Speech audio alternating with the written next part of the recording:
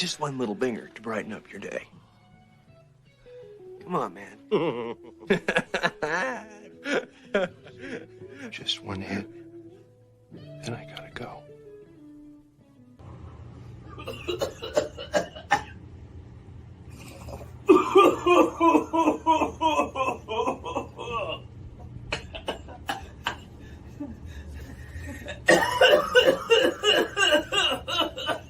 You asshole.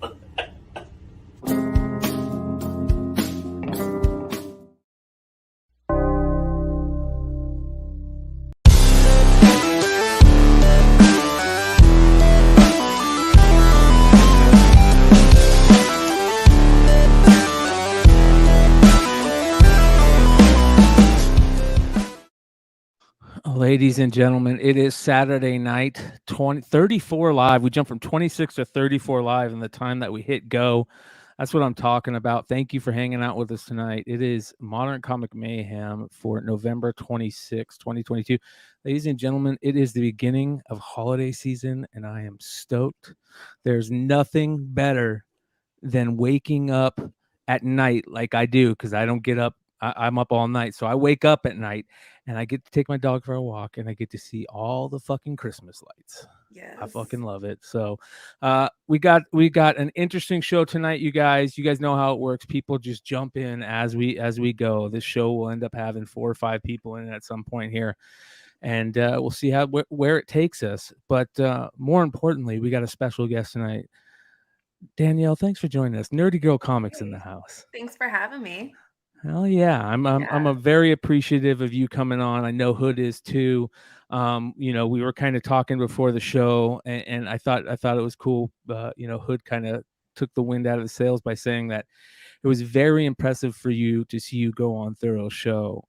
It was cool that you did that. I think that's a big deal, especially right now, the way social media is and everything is. It's so much better for people just to see who you are, get a chance to see you talk and be a little bit more you than, yeah, exactly. You got it. Exactly. So that's kind of what we're going to do tonight, you guys. And everybody in the chat, thanks for hanging out with us. We're going to do our best to answer questions. Everybody out there that has the link, you guys jump in whenever you want. But it's gonna be an interesting show tonight. So I see a bunch of people in the chat. Thanks for hanging out with us tonight, you guys. Hood, what are you up to, brother? How's everything going?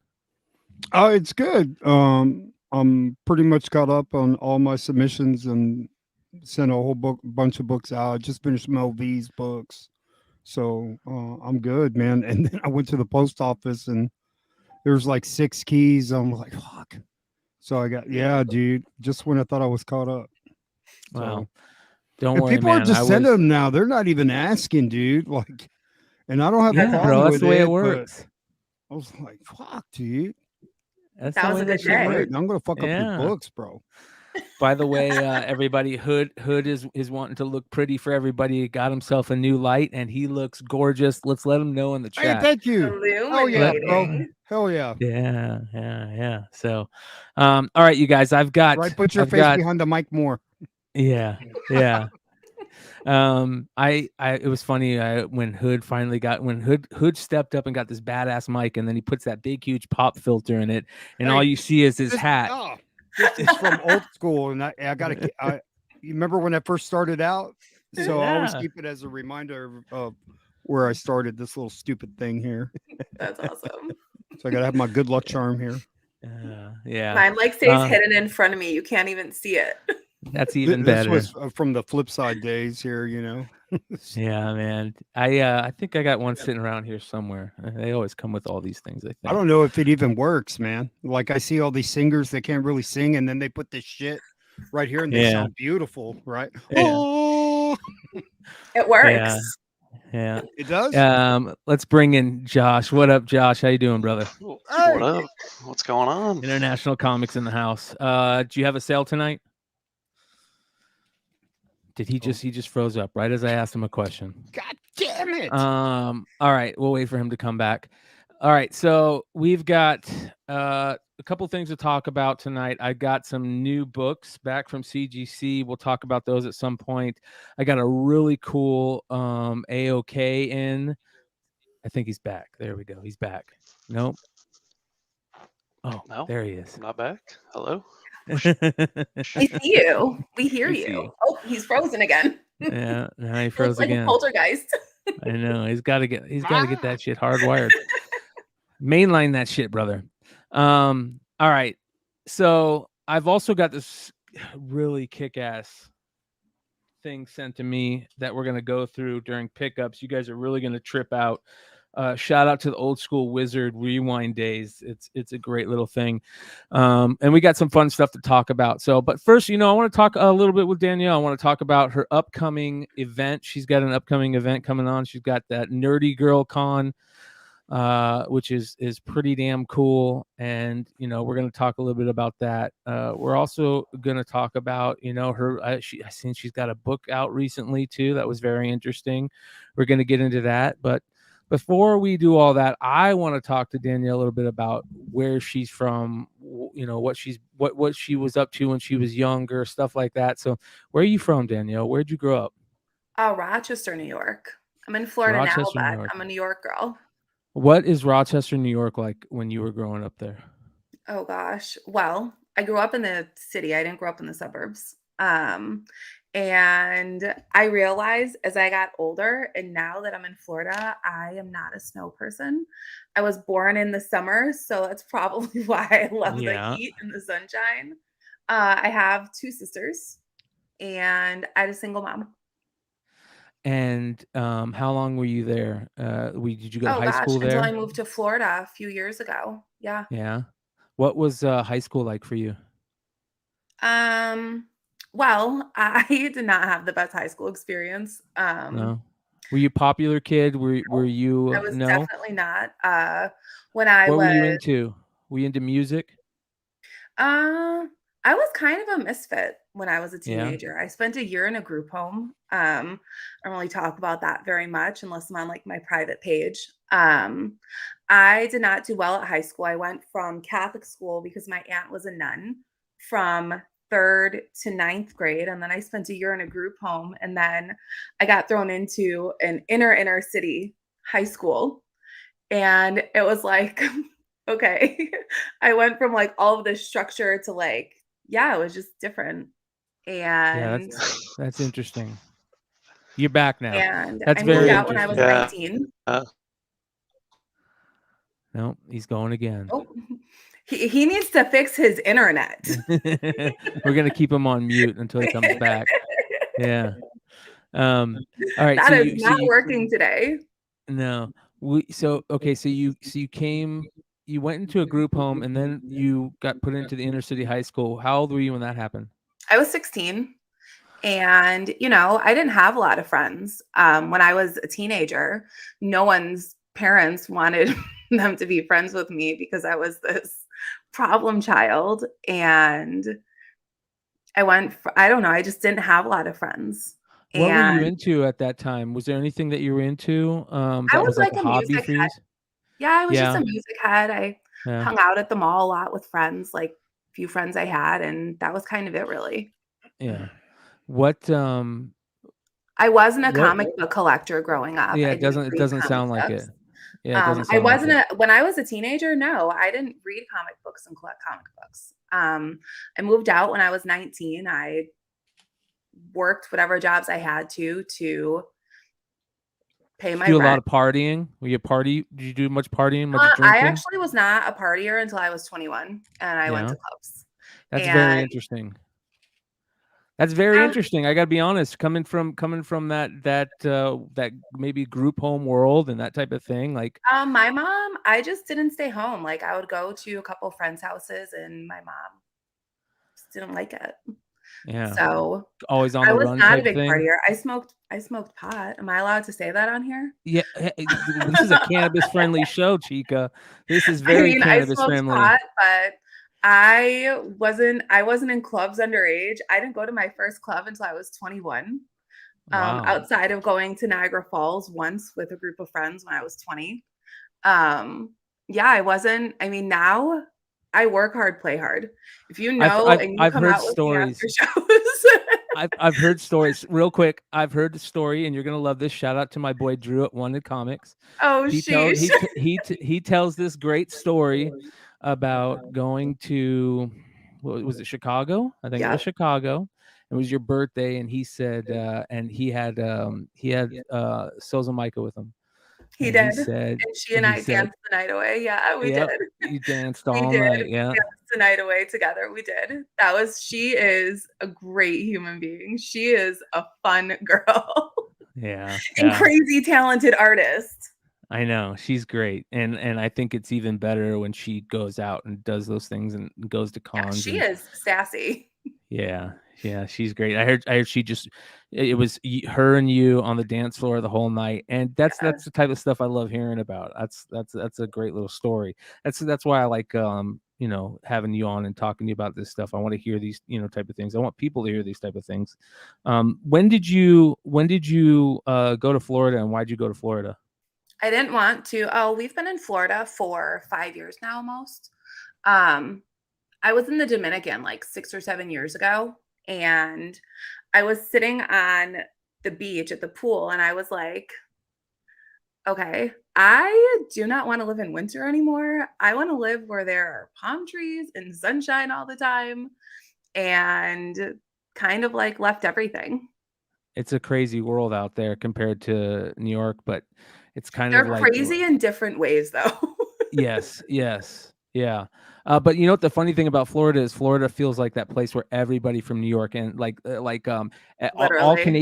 all Canadians end up in Arizona. I feel like all New Yorkers end up in Florida. We get some of the Canadians too. We get like the Yeah, Toronto yeah, people, yeah, the Niagara yeah. Falls people. Like we get like the New York Canadians. And you have the big Cuban influx, right? There's a big Cuban Miami has influx. on the East Coast. Yeah. So I'm on the West Okay. Coast. Okay. The East Coast definitely has. It's like they have like little Havana over there. Yeah. When did you meet is it your boyfriend or your husband? Boyfriend. We're When still did you not meet your married. boyfriend? When I was 21. And was that in New York or Florida? Oh, New York. We New just York. moved here like 5 years ago. Okay. So, your boyfriend was in comics, I imagine. He Yep. got you into it.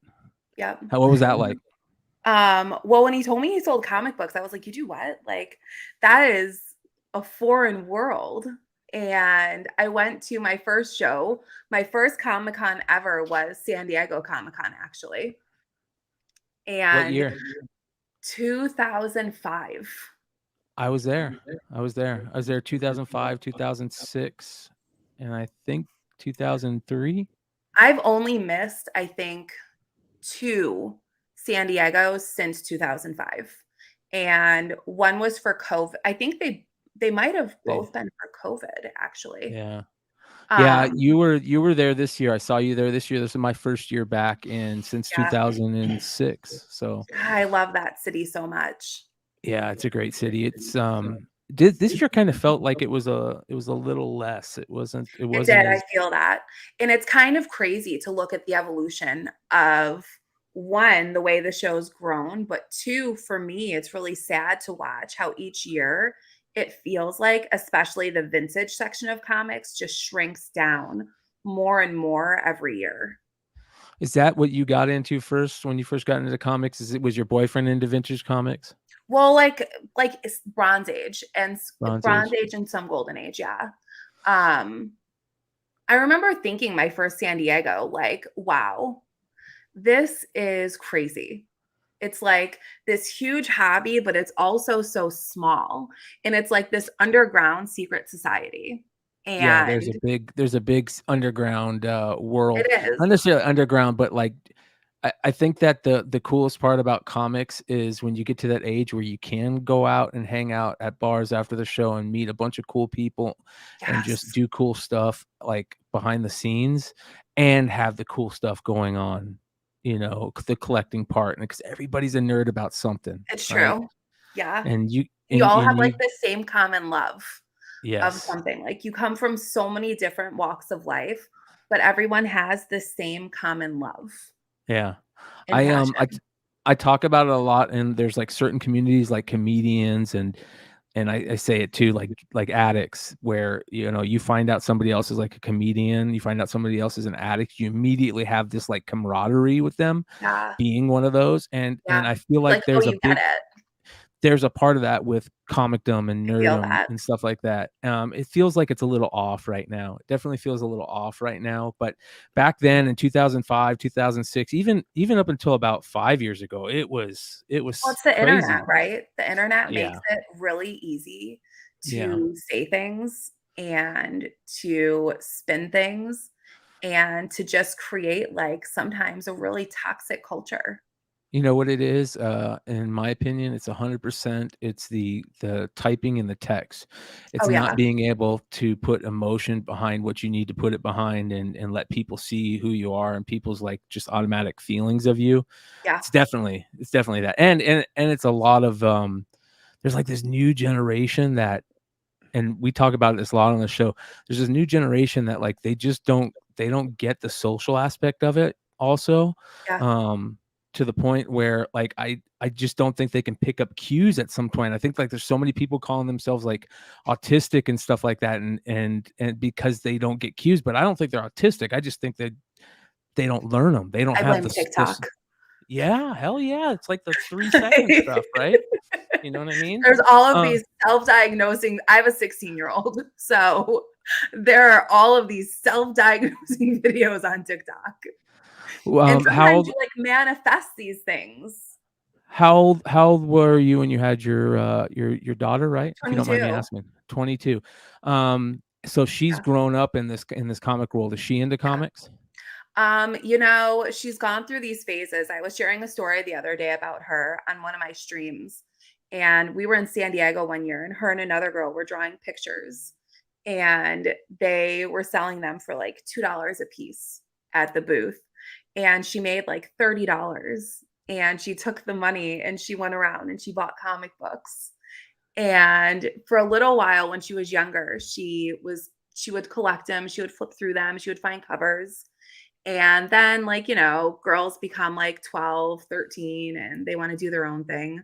Now at almost 17, she started like going through my boxes, and she's not reading comic books, but she'll pull comic books that she likes the cover of so she can hang them on her wall.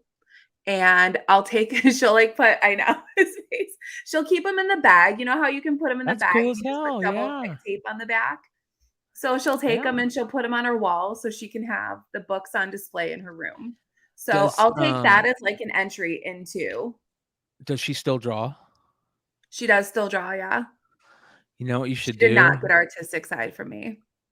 You know what you should Make do? her a cover, right? Well, not only that, you should have her meet up with Anthony and Laura's of Bird City's daughter, who Yes. is Who's writing into her book. writing a comic. Yes, Yeah. we should totally do You that. should Yeah, do I it. You love should that create idea. this Voltron. Let's create this I love that Voltron. idea. I'll have to Yeah. send Anthony a text. I love that. Yeah. That's cool. Your boy. I'm gonna ask just a couple more questions about your boyfriend. All right, Okay. and it's just because it's something that I think a lot of people, I don't know, so I want to know. Is he a big dealer? Was he a big dealer, or was this just something that he did on his own and he just enjoyed? He really built this from the ground. I mean, he was doing it for like 2 years before we met. But we really built this from the ground up through a lot of risks, a lot of good timing. There were a few deals that, they're once in a lifetime, that right place, right time. Yeah. It was working with people. We went through a time where we would partner with people who would kind of find collections that hunted a little harder. And so we're the same age. So you just create a relationship. I would like to dispel the rumor that I have a sugar daddy or that I inherited an old man's comic book collection. Those are not true statements. There were a lot of times where we're like, do we pay the rent or do we buy this book? Was it a con life? Did you guys do cons constantly, or was it more behind the scenes sales? So we did not a ton of cons. We used to set up at the Big Apple show when Carbo was still running it years ago, when it was at like Hotel Pennsylvania. We did a lot on eBay though. over the Yeah. years. A lot of private sales from people we would meet at shows, and we would set up in San Diego, we'd set up in New York. And up until a few years ago, we would set up together, and then he kind of took a back seat. I started building out Nerdy Girl, and I set up at shows by myself now. I've done it for like 4 or 5 years now. I've kind of been running everything. I think that you have kind of, and we talked about a little bit about social media can be a bad thing, but it can also be a very good thing. I mean, you have kind of like taken on to that really well. You're out there a lot. You're constantly, doing things. You're constantly keeping at it. You got this big event coming. You're creating these events. I hear a lot. I see, about you out and hanging out with people at cons and meeting people and which is very cool. I think that's a big part of it. You already know that. Nobody needs to tell you that, but I think that's a big part of it too. I love people. Like, yeah. I love people. I love going out and hanging out with people. I think that because for a long time, I would just hang out with old school dealers at shows when I would go to shows, right? Like Instagram made it easy to be social in a good side, right? Because like I was always the young one in the group, right? All old school vintage dealers, which is the world I come from. Like I don't come from the modern exclusive world. Like I started doing it a few months ago because as I was selling, people wanted exclusives. I'm going to go with, right, what people want to buy from me. I'm going to play into that some because I still run a business. But I come from a vintage world, and that's still, my roots are still vintage. And so I was really excited for the internet and Instagram because it let me meet people my age and like people who wanted to like go out after the show and hang out. And there are a lot of times after shows where I'll just be like, all right, this is where I'm going to be.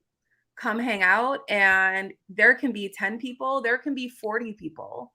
But I think for a long time, there was this stigma that like, I don't know, that I didn't want to hang out with people or that I'm unapproachable. And I want people to approach me. I want you to come say, hey. Why do you think that is? Do you have any thoughts? Well, I think one, I'm a girl. I'm a very strong-minded female. And I know that about myself. But if you know me, I have a tough exterior, but I'm pretty down to earth when you meet me. Joe, what do you think, man? Why do you think people give her that mark that she's not down to earth?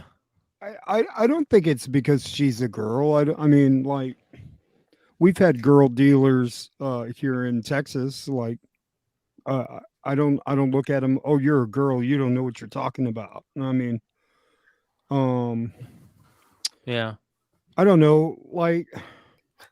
I would love for you to give. I'm okay with it. Why do you think people think I'm unapproachable?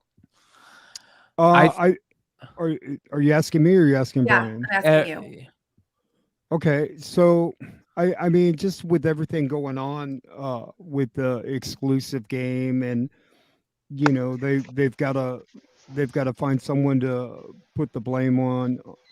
So I mean, it's probably the easy thing to do. Oh, she's the bad one, but the optics of it, it is just, if someone has a picture of you holding some exclusives, like that would go viral. Like if you wanted to, you could, hey, give me those exclusives. I'm going to freak the shit out of everybody and just have a whole horde of them. And then you that's what I need to do. That's what I need to do. But honestly, like I'm like tired of talking about it. Like, we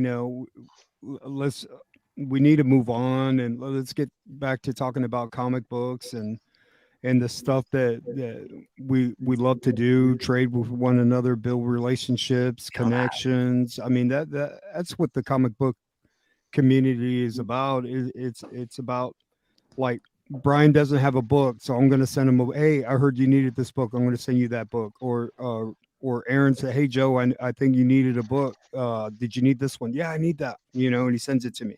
That's building a community, Ooh. And everybody. I can't wait to show you pickups. You know what I think part of it is also, you guys and Danielle.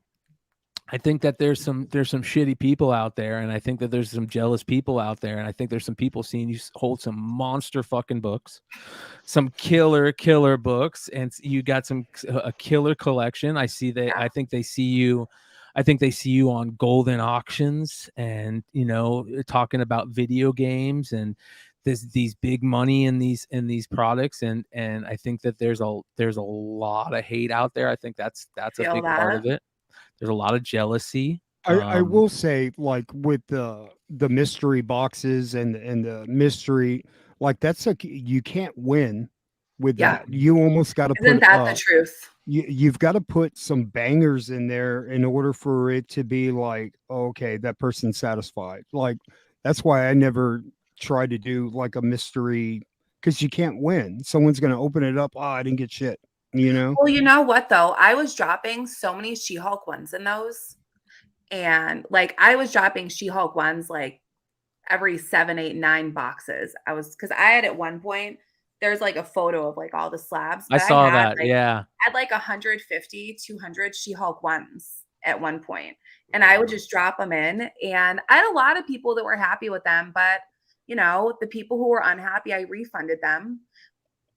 And still, it's a mystery box, right? And I agree with you. Lesson learned. Never again. I haven't done one in like a year and a half. I will never do any type of mystery anything ever again. When was that? Was that you did that when you were first getting involved in Whatnot? I didn't even do them on Whatnot. I did them on Instagram. When did you started selling on Instagram Live? Then I'm thinking, right? I would do live sales. So when COVID happened, I really pivoted to Instagram, because it's like, well, I can't do shows. I love people. That's why I like doing shows. So I had like somewhat of a following. I didn't have what I have today, but I was like, you know what? I started doing Q&As every single weekend. I would get on and I would sit for an hour and a half, and I would just do Q&As. And then I would do live sales, and I became known for doing like these really cool live sales with a lot of keys. And even still, like, I deal in a lot of key issues still. Like, I just did a trade, and I got every book in is like a key or a semi key, because that's still my roots. Yeah, that's what know the most of, and I think that's interesting. That's another part of it, right? You're also a chick who is like into, who's another person that I love, that's a chick and that's into, please don't take that as an offense, who's another chica that is into like banger books, and that's shout out to Anna Love. You know what I mean? Oh yeah, for sure. Oh, listen, she makes my collection looks like child's play. I'm not even gonna lie. I know her and her husband. She just put up her 6 or 7 punch 12s the other day, and I was just like, Jesus Christ. Yeah, dude, that's like a large portion of the pops. She's got like 20 chamber chills 19s. Well, I know who to hit up now that when I had the money to buy one. Yeah, but that's also a big deal too, because like this is usually, we all know it's a male industry for the longest time, and then especially with those golden age books, and I get it. That's another big part of it. When you started selling live, did you do well on IG, live IG? Oh yeah. Yeah. Did well enough to where you would go back to it? Do you still do live sales on IG? I'm actually planning to do another IG live claim sale soon. Yeah, I've done a few pop-ups here and there. I've done a lot on Whatnot because it lets me move like the boxes and smaller books. Yeah. But I'm planning to do another IG live claim sale, and then I'm planning to do another one probably during my event in a couple weeks, live from the Holiday Inn. The Colin, yeah. Let's talk a little bit about Whatnot. So Whatnot's been around for a short period of time. It's only been around, I mean, the comic stuff has really only been going, at a decent clip for what, about a year and a half, Andy? 2 years? Ish. Their platform's been around for a little longer though. Yeah, Funko and all that stuff. Yeah. But for comics, Yeah. I think we kind of all heard of it about the same time, and that was when definitely when Jack got involved and started kind of pushing, bringing people in and doing what he did, which he did a great job of. I give him tons of respect for that all the time. He deserves it. And I felt like that was a very interesting time when that was going on. It felt like a totally different world than it is now with that app. What are your feelings lately on the app? I mean, you did pretty well, I imagine, just like most of everybody who were on it to begin with. How has it been lately for you? I've still been doing pretty well, honestly, but I still deal in vintage. I think that Whatnot, it's really easy to blame an app. And I think that there's this handful of people that are just really loud with some statements that aren't always true. Yeah. And I think that, I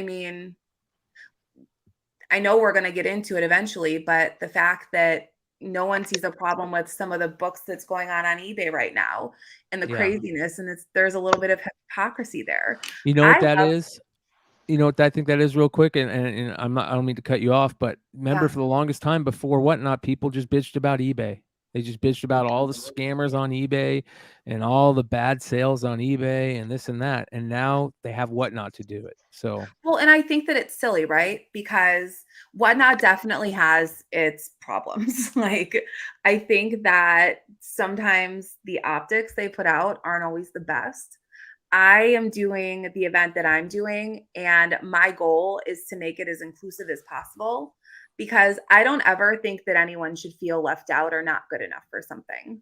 I Yeah. think that sometimes people have false expectations of jumping into a business and just having immediate success and not seeing how much work goes into it and how much consistency you need to have. And so I think it's really easy to throw people like myself under the bus and throw out different terms. But reality is, I've been selling on Whatnot for a year and a half. I have built the following that I've built by being super consistent in my streams. I finally hired a shipper, my first employee, and I'm streaming damn near every day now. And I have a community of people. I have guys that have been bidding with me since my first stream that are still coming in every single stream I do. So I can't be doing it wrong if I have that many repeat buyers coming back to me and supporting me week over week, right? And stream over stream. I think as a seller, it's nice because a buyer gets charged immediately. And on a back end side, it's very convenient because everything is organized for me. As a buyer, I like being able to see what I'm buying live. And if I say, hey, can you show me that corner? I like being able to see that. The community that it's built, I think there's a lot of really good apples in there. Yeah. There's also a lot of very interesting ones, that's for sure. Yeah, and there's some people that I don't agree with the way they run their streams or run their business or the things that they say. I'm okay saying that. Nothing is perfect, right? No, I look, you know what, here, and I say this a lot too. I look at the Whatnot app as a tool, just like it's a tool like Key Collector app is. Yeah, just like eBay's a tool, just like Cover Price is a tool. Yep. That those are all tools to me that I utilize to either sell my wares, buy my wares, or research my wares, whatever I want to do. That's I'm going to use the tools that are best utilized for me to do that. And I think people give too much. They give a lot of credit to it too. I mean, let's be honest. I know a lot of people out there are talking about Whatnot like it's the worst thing in the world, but Whatnot's, I mean, it's not that big of an app either. I mean, we talk about it like it's this big, huge fucking thing in the world, and let's be honest, it's not the biggest thing in the world. I mean, we're such a very small part of it. So, I think we give them a lot of credit for stuff that maybe they don't deserve that much credit in our own heads for it, or in a lot of the heads of the haters, if that makes sense to people out there. I know that, there's two different parts of Whatnot. There is the app and the tool, and then there is the drama that goes on behind the scenes. And let's be honest, there is some major fucking drama behind the scenes, warranted and not warranted. It's just the way it is. There's the human condition is to, at a certain point, people are assholes, and at a certain point, you feel like you need to be an asshole back, right? For whatever reason, we all go through that, and it's gonna change here in the future once there's more apps to be coming out. Or have you looked into any of the other selling tools? Do you use any of the other selling tools? I don't. No? I've seen Drip and I downloaded it so I could see what it is, but honestly, I don't like it. Feels very childish to me. Like when I went on, I didn't like the way the streams are set up. I'm just not a fan. And maybe I'm a creature of comfort. I've been doing Whatnot for so long, and I like the community I've built. That for me, it's like, well, I don't really, I don't want to go have to rebuild. Yeah. I built Instagram. I built Whatnot through consistency. I don't really want to go do it again. I applied to Drip and I got denied to be a seller. Really? Yeah. Dang. That's interesting. Yeah. At some point, we need to figure out. It's because of the shit that I told him about you, Aaron. Sorry. It's okay. Inside track. At some point, we need to find out who the handler is over there. I'm sure that there's some type of handler like Jack is for Whatnot, and I'm sure there's somebody that you need to reach out to, which is kind of shitty, but it's just the way it is when they're starting those apps. I saw, what was it, Nick GQ today tried to go on Drip and couldn't go on and had an issue. Well, I mean, it kind of makes sense anyways, because like I had just downloaded the app. I sent in my application and they're like, oh, if you get more involved in the community, blah, blah, blah. And I was like, kind of like, I'm not rebuilding this. Like, it's like, I'm like you, I'm comfortable, and what does that mean? Get more involved in the community? What the fuck does that mean? Maybe you got to go into streams. I know on Whatnot, you need to have at least 100 followers before you can apply to be a seller. Oh, okay. It's probably like something similar. Yeah, that's interesting. I only know that from people in my streams. Yeah. I don't know. It's going to be interesting to see what happens when eBay pops up. Once eBay is starting to sell, are you going to jump on? Are you going to try out eBay? I'm going to see what it looks like. I haven't watched one of their live platform sales. They look fucking awesome. Don't get me wrong. There's only been a couple. It looks like. Yeah, there's only been a couple, but it looks great. It looks great. I thought it was kind of weird. Did you actually tune in live when that was going on? I didn't watch the. I did not. I didn't watch the sports cards. I watched everything else though. So it was almost like a QVC, like home shopping network thing, where they're holding up an item, talking about it, and then they post it at the bottom, and you click onto it, and it takes them to their eBay profile page, and then you can buy it there. But the weird. So it was kind of weird, but I could still hear like whatever they were talking about. But if you like honestly just look through their store, you could see what was coming up next and buy it before they showed it on the screen before it sold out.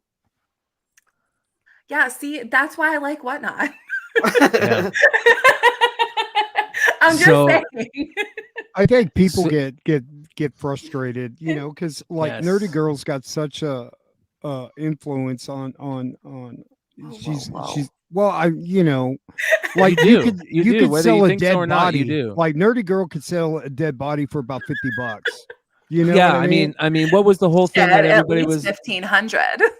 Yeah, what was everybody tripping out on? I held it at jacket.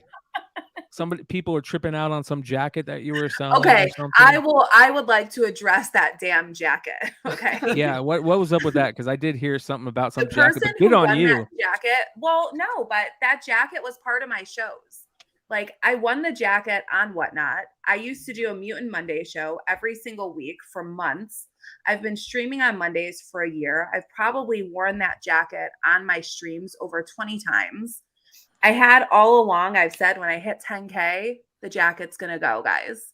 Thinking I did it when I had like 1,000 followers. And I was like, all right, when I get to 10K, I'm going to do the jacket. It's going to go. And the people who were bidding on that jacket in that stream are people who've been bidding with me for over a year. Yeah, so that was like a community thing. Knew what it was.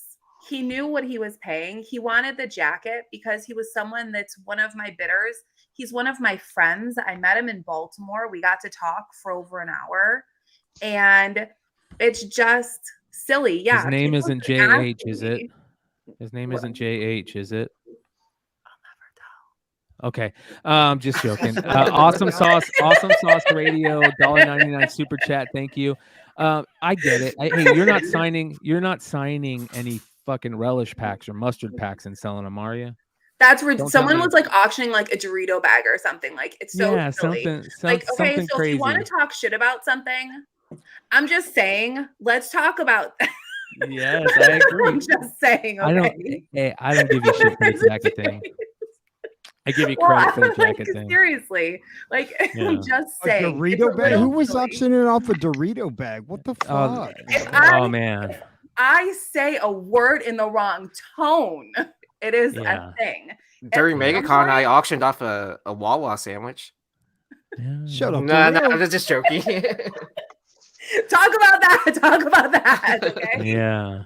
That jacket was part of my show. The guys who were bidding on it knew what it was. I feel like sorry, not sorry on that. You shouldn't. And I'm You shouldn't. probably gonna get that soundbited 1,000 times over. I'm okay with it. No, don't feel sorry about that. I think Well, that was totally fine. That acetate cover, I remember when all that shit was just blowing up and you went on your stream and I was telling myself, no way Should she not sells have done that. Yeah, I go, No. no way she sells this book, right? And and the chat just kept on They telling wanted- I want they that book, I wanted want that it. book, I want that book. And Yeah. you're all like, Do you "Fuck think it, they I'll put knew the at that book up," point? you know? What it was, Danielle? As I was finding out what the book was, I was relaying to everyone. When I was selling that book, I told people it had staples. As soon as everyone started saying it has extra staples, and you know how many people would freaking DM me looking for that book?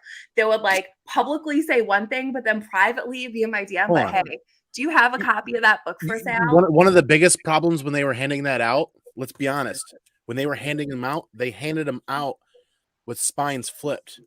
Nobody in line grabbing that book at first was looking at the cover. The covers were all stuck to, well, not stuck to, but this is how they handed out if you had multiple copies. Nobody was looking at the book as they were walking away until they either got to their booth or they got to their hotel room, or nobody immediately on the floor was specifically giving that a solid 1,000,000% look through in that moment. That's something that not a lot of people talk about that were in line there, is they were all like that and they were all in boxes like that. Well, let's As soon get as into I this. knew, I disclosed what that book was.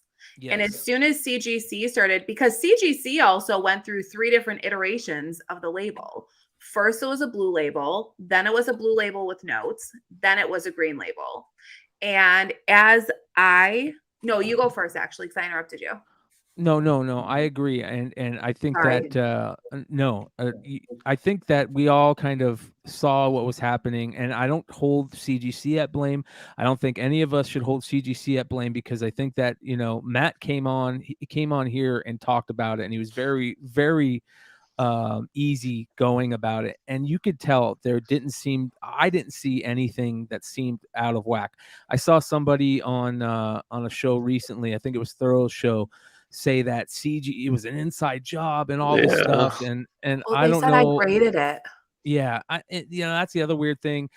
That was also bad optics, but I don't think you knew at the time like it was bad. With Wait, your I your didn't. I never worked CGC for thing. CGC though. Of course you didn't. I know you didn't, but you had that Yeah, I thing don't that think you you did. can grade very well because you're Yeah. a girl. I won the grading contest. Yeah. They knew who you were. Certificate thought that I was yeah. a grader. Sammy through the test. That was the other thing. I think that it was just bad luck on your part for not knowing what was going on. But I really think that it was just bad fucking luck. It was Well, when bad we bought optics. the book, it was a blue label. Yeah. Yeah, that's the other thing. Yeah, They were that selling it was for the Blue litmus. Label. I mean, honestly, when we bought the book, it was a Blue Label. That It was the didn't go litmus test. qualified until what? 2 weeks later, I think it was. Like Yeah. there was a crazy timeline on that book, and I don't blame CGC. I kind of do a little bit. I love CGC. Where would we be if nobody had cut in line that day or felt like the line was being cut, right? Where would we be right now? Right? Because that's how it all started. That's a great question, bro. Right? That, Where would you're we 100% right.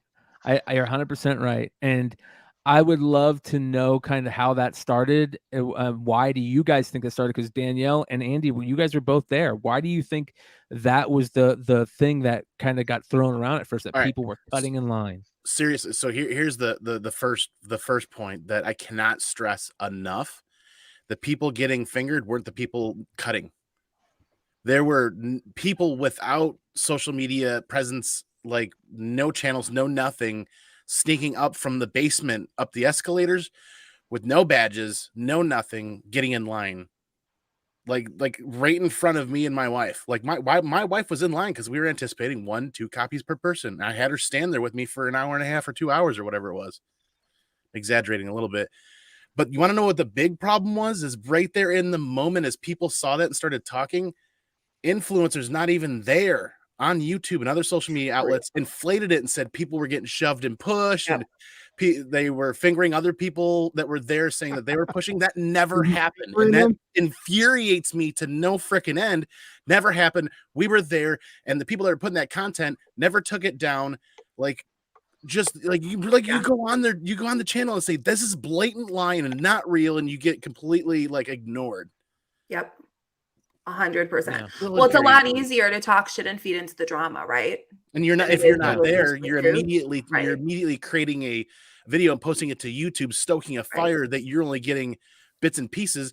But what they did is they took that instance, everything that was happening at C2E2 and what was going on with Black Flag, they took that and they used it to get clicks for their own channels and their own videos. And they had no stake in the game. They're just sitting there poking things and starting or stoking the fire just to get views and clicks. And they were republishing blatant lies that people were telling were lies and they weren't listening. And that's going to continue. It's going to get even. I don't know if it's going to get worse. Hopefully it doesn't get worse. I hope that that type of atmosphere is kind of dies down.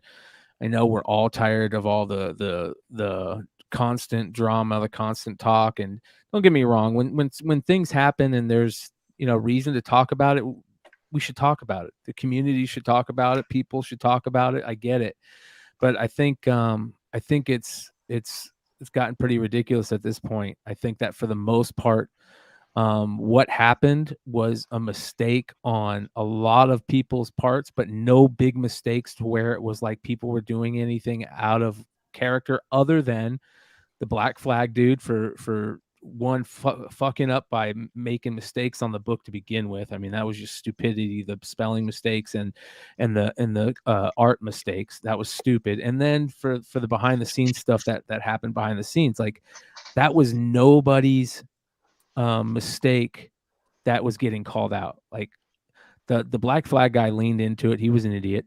Clayton Crane was the smartest one. He's been quiet the whole fucking time. That guy was a magician and poofed out. Right. He wasn't even there.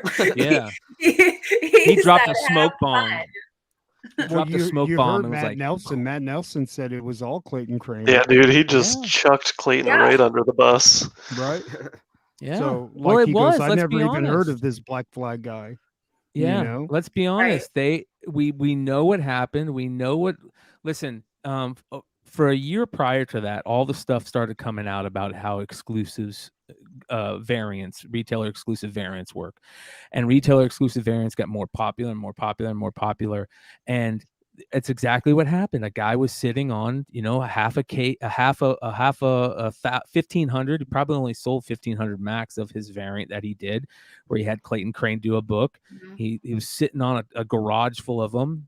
Him and I think Clayton left his previous guy and started working with him. They got a bunch of books they got to sell. Hey, this is a good idea. And I'm gonna be honest, I've said it before. I think the Acetate was a great fucking idea. If the dude didn't fuck up the art and didn't fuck up the words, we wouldn't be doing this right now. we wouldn't. And the shit didn't happen behind the scenes with Clayton dicking his wife down. That's the other stuff. You know what I mean?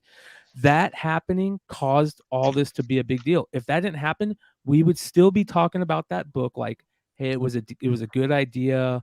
I mean, it's still selling on eBay. We were talking before the show. It's still selling on eBay. Yeah. And I only sold 10 of them. All the ones I got, a lot of them went to other people. I only sold 10, and I've said repeatedly, if anyone doesn't want their copy, I'll take it back for a full refund. I've always run my business that way. Yeah.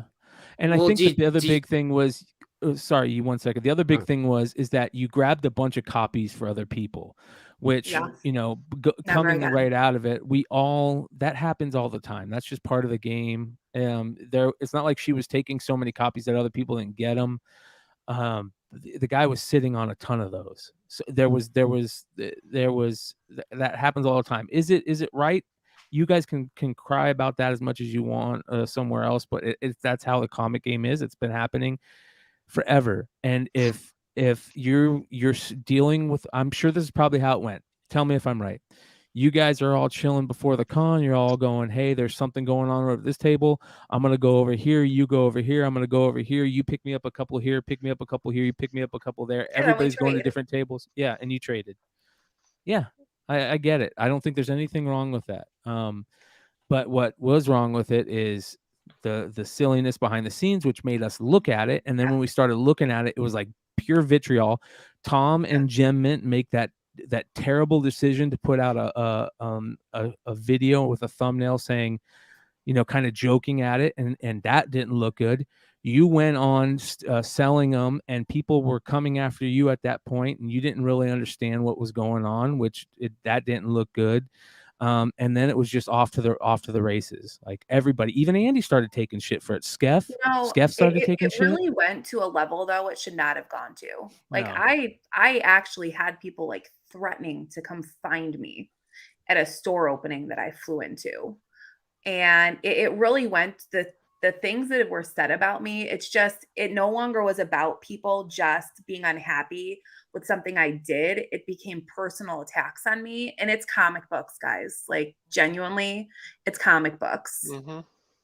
Yeah. Yep. So I was going to ask, if it didn't get negative optics on the acetate cover, do you think more stores would have done the same thing as well? Hell yeah. They're still doing. They're going to figure out ways to do it. Yeah. That's what stores have to do. They have to figure out ways to sell their backstock, whether it's by sales or some gimmick. And that was a great fucking idea. That's a killer idea. Yeah. I mean, let's be honest. Bird City Comics, it does the Nintendo sleeves, right? Yeah. They do the Nintendo sleeves. Fucking genius. We're talking about how great that idea is. Everybody loves that idea, right? That's a great idea. There's going to be another gimmick that comes out that's going to make those same type of ideas. You have to figure out how to sell your stock, right? It was just the dude didn't make the right decisions. He had a bunch of shit going on behind the scenes. I kind of feel a little bad for him. I kind of don't. It is what it is.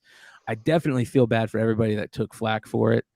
I think that Tom and Gem Mint are big enough to just bounce off of it, right? They don't really feel it. I think that you are right at that perfect that level where you're going to feel it, and I think that sucks. And I think also you being a female probably didn't help. I know we were talking about this a few weeks back. Shout out again to Bird City Comics, and Laura was taking a bunch of shit over a sellout that they had, and there's all these people making stupid comments. And I was over there the other day talking to them, and some of the stuff that what they were saying was being said was way out of line. And it was because she's female, and I couldn't imagine some of the shit that you get in your. Oh, there are some pretty disgusting comments. Yeah. And I just have to wonder sometimes, like, how would you feel if someone talked about your daughters like that? I'd be putting them on Front Street immediately. That's how I feel. If it was me, how would you feel if someone talked about your wife or your daughters like that? Because I guarantee you would not be okay with it. No.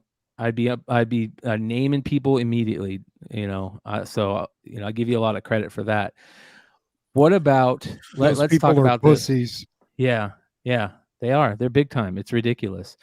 Let's talk about this. Let's talk about, what do you think about all the hate that's being thrown around because of the whatnot influencer thing? Now, this is away from the app. This is the the Whatnot Oh, their new stream influencers, team. and there's everything that's going on with all that stuff. What do you think about that? I'm not part of that. So I think that anytime, I feel like it just creates this, I think it feeds into the divide. Yeah. And I don't love it. I think that I hate the word influencer so much because it used to be such a positive, like it was something people aspired to be, right? You wanted to be an influencer, but over the internet and social media, it's become this really toxic term. And it has a lot of negative connotations now. The term influencer is closely tied with being an educator, right? Like that's a big part of that. It's a big part of that role, being an educator, and that's then becoming an influencer because you're an educator and you've built a following, creating content that educates people or puts them in a better position than they were before. And unfortunately, people that have earned or gained that moniker of influencer, it's been misused. Yeah, big time. And here's the other thing. Here's the funny thing. I knew at least all of us here sitting on this panel right now, we sell comic books. I mean, Joe doesn't sell a ton of them, but every once in a while he'll dabble in it, right? The rest of us sell on a pretty regular basis. I don't know if Andy's been doing much lately, but he was hitting it pretty hard for a while there. I'm still sour. I've sold one slab since Chicago, and it was just to cover some grading fees. And I mean, when you get for the people watching tonight that don't know why we were there in line, is we were buying copies of that book to get graded to auction off for charity for Mission 22. And then that whole scenario happens, and then that's a big. They're sitting here. And I'm still debating on what kind of content I want to record to put the last nail in that coffin, so to speak, and be done with that. But you should still auction them off, man. I was told I was. You know what I said? I said I wouldn't. I said I wouldn't. I was told that I can't. I was told that I can't put that book on the app. Oh, really? That's very interesting. That is very interesing. Who told you you couldn't put that book on the app? Was it Jack? Whatnot said that they cannot use something with. They were putting paperwork in writing so that with something to do with Marvel. They were was waiting it on Jack that said that?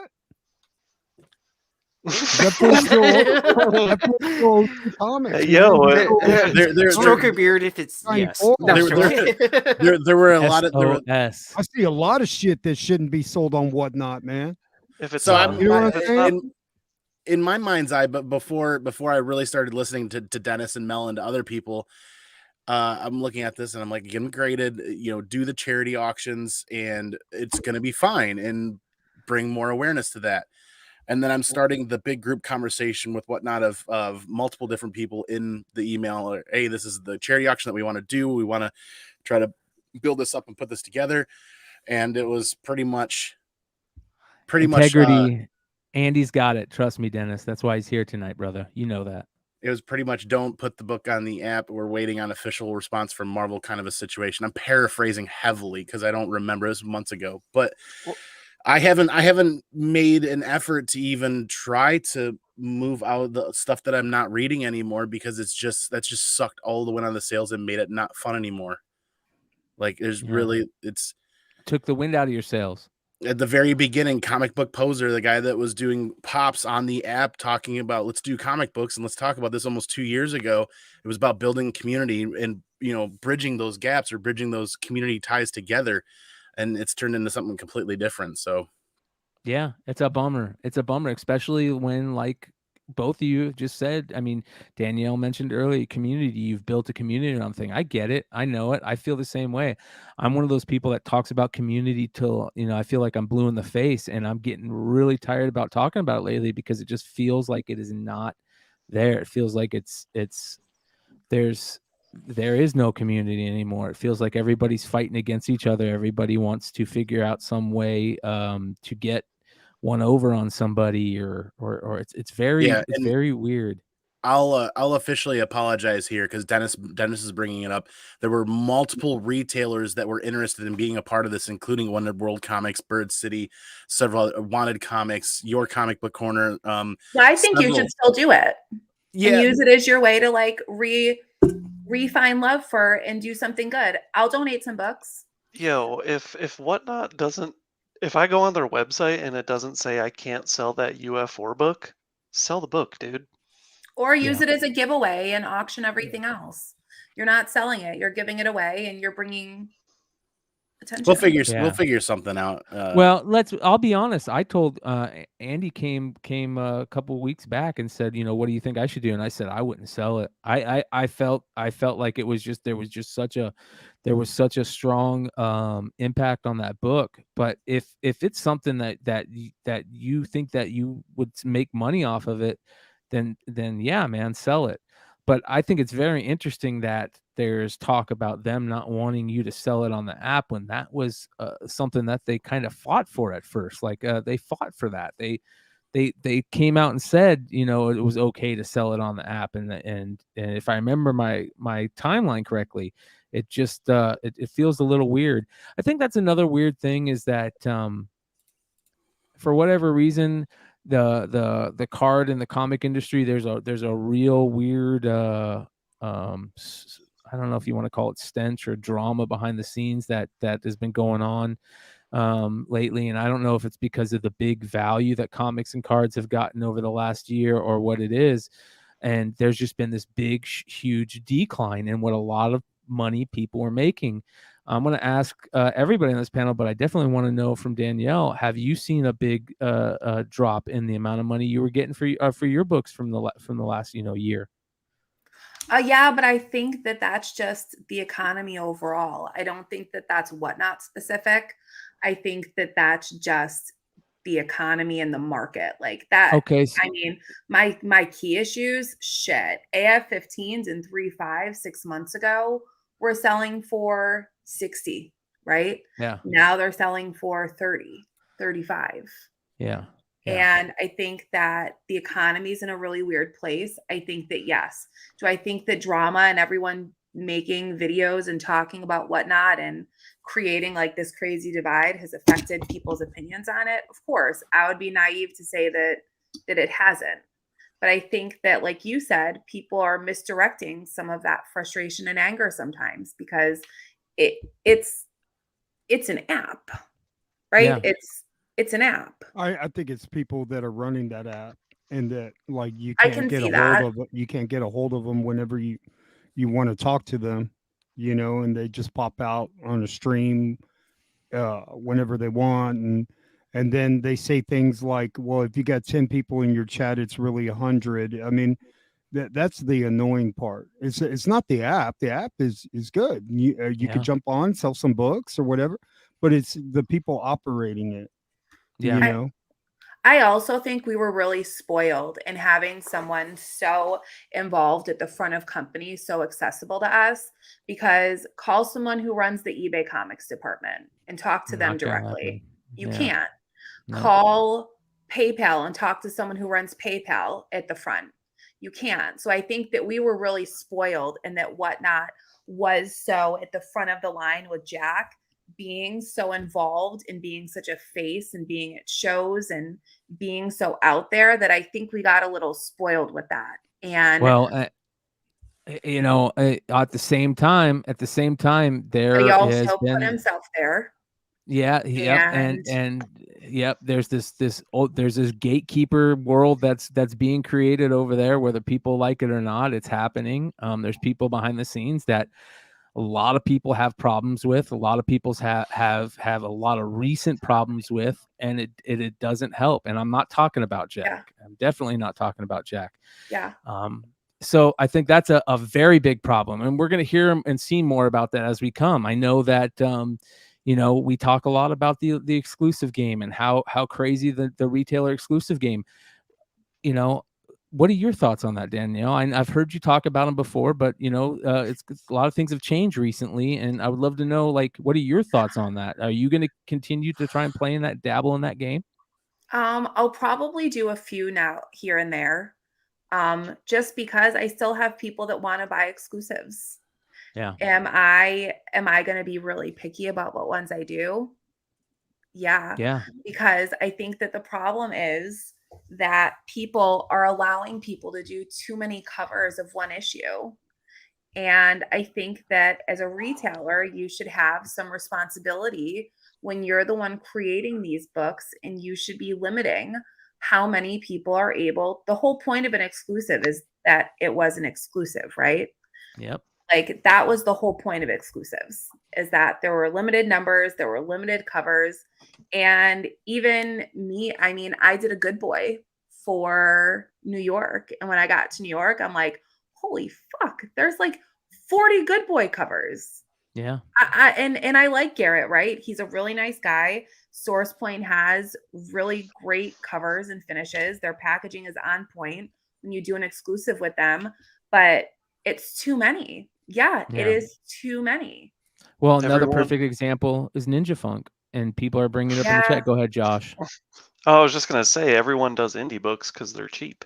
I mean, compared to Marvel and DC, I mean, that's what that's what everyone I feel bad for JP and his homie. I don't really know them that well. I just hear a lot about JP and is it JP or JPG? Is that his name?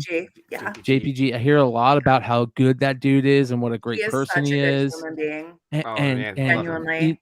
you know what? For part of me feels bad for him, and this is going to sound really cheesy because why feel bad for somebody who just quote unquote sold 100,000 copies of their book and has all these people buying their book. You know what? Here's why I feel bad about him, because he should be enjoying selling his comic. He should be enjoying getting to do all the cool shit, having his mom be at an opening and having her own book to sign and all this shit. He should be enjoying that, not hearing in the background like all this shit. And part of him has to be going like, maybe we made a mistake having 90 freaking exclusives out there, maybe. Dude, that's crazy, man. Because a lot of people are going to be sitting on a lot of copies of this book.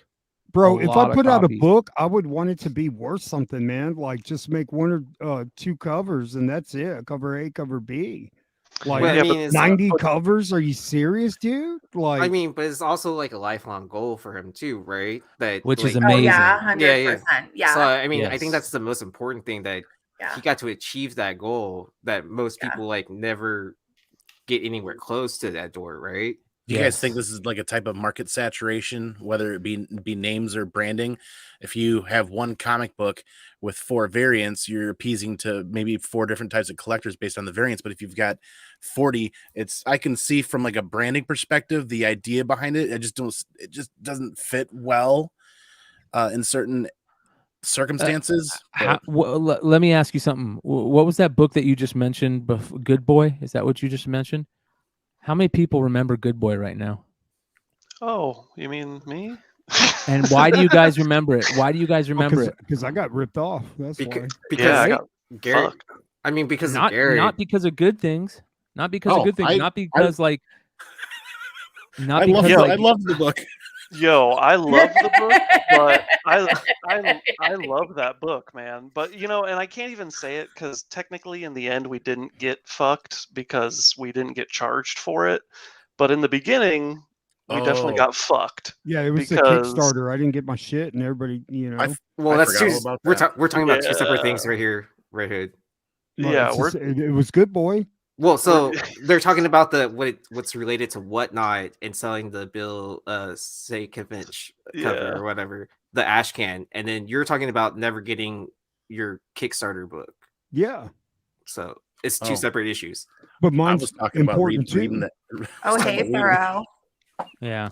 Thorough, let me send Thorough the link. I'm gonna drop him the link because I always like throwing him the link. I know Garrett really well. I consider Garrett a good friend and go to see him. And he moved up here to Michigan even, and I really had a fun time reading the book. But now I'm seeing where you guys are at with the Bill Sienkiewicz thing with Whatnot. I was just thinking about reading it.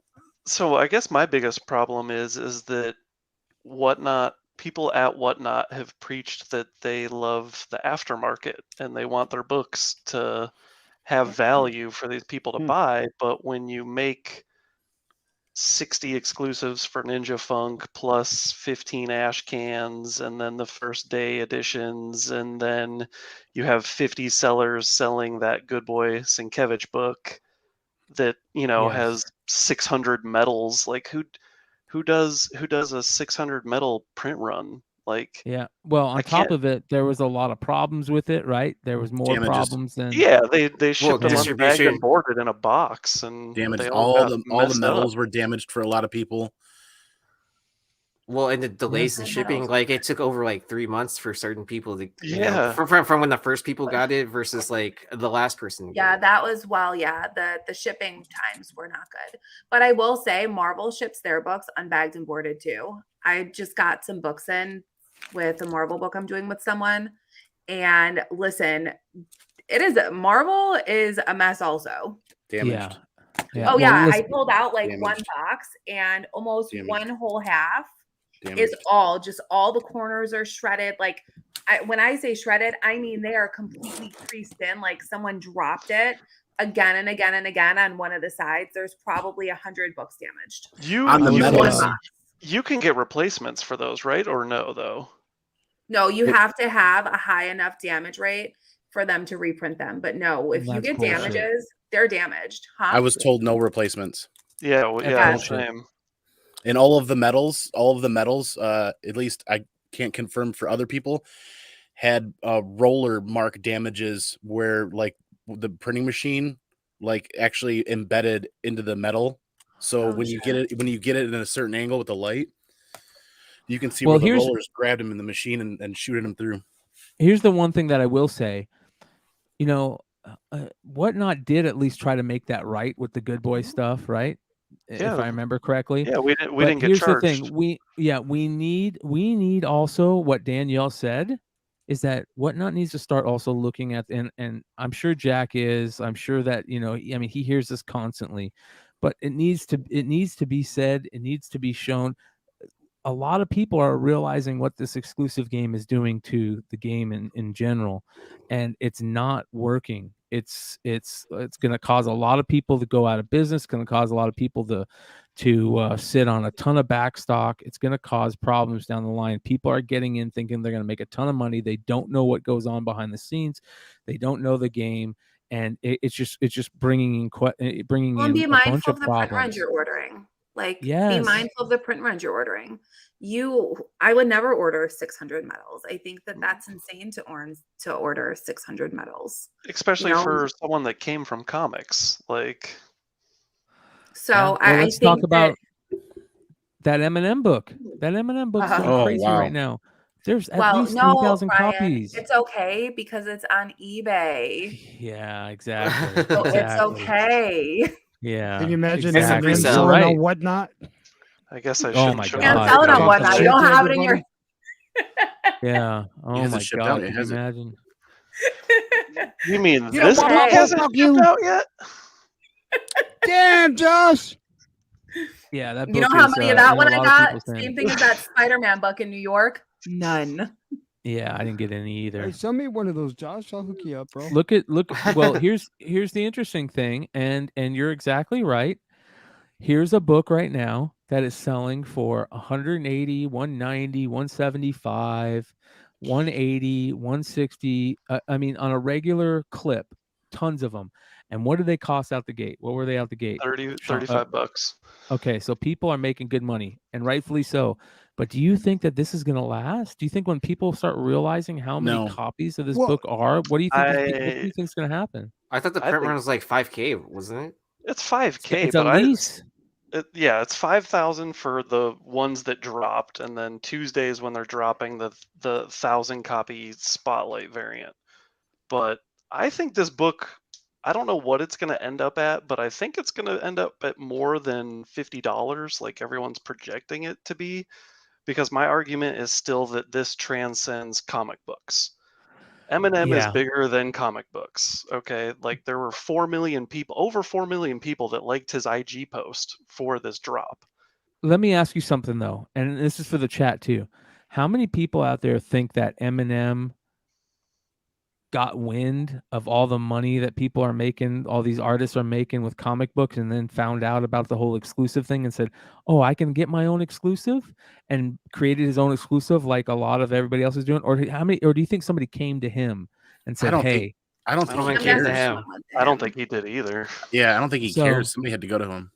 Yeah. So here's the thing. How many other people are they going to saying that stuff? and now we're just gonna have all these freaking exclusives start popping up, and this is what a lot of us were afraid of. That now not only has it gotten out to the retailers out there or people out there that want to be retailers and have always wanted a comic shop or are like us and started selling on Whatnot and said, oh, we can make money off of it, or whatever reason got into this game and are sitting on boxes and boxes of these things. Yeah, I mean, but the tier or the caliber of people we're talking about, this is not even a drop in their financial bucket. Like, no, it's not. I don't even think they really care a whole lot. I think this book, people looked at that Punisher Eminem cover from some time ago, and that one was so limited. That's propped up by how limited it is and how cool the cover is, and it's got Eminem in it, and high quality copies or high grade copies of that aren't easily come by, and I think that's what helps support that book, because it's not a key issue, it's just a really cool super limited cover. And then this has the print run maybe 10 times as many copies as that one, so probably can more. I say something real quick? Like, you see on eBay all those pre-sales, right? This is before the seller even has the book in hand. Yep. How do you know that book is not going to be fucked up? I said the same thing. Right? Let me I said tell the same you. thing today. Right? Yes. I'm gonna 100% yes. Like, What if every copy you get in, now you have these people's money tied up? What if you sold 5 of them? That's a gamble in itself to pre-sell the book. And I understand you want to flip it, right? You probably waited and scooped up a couple of books.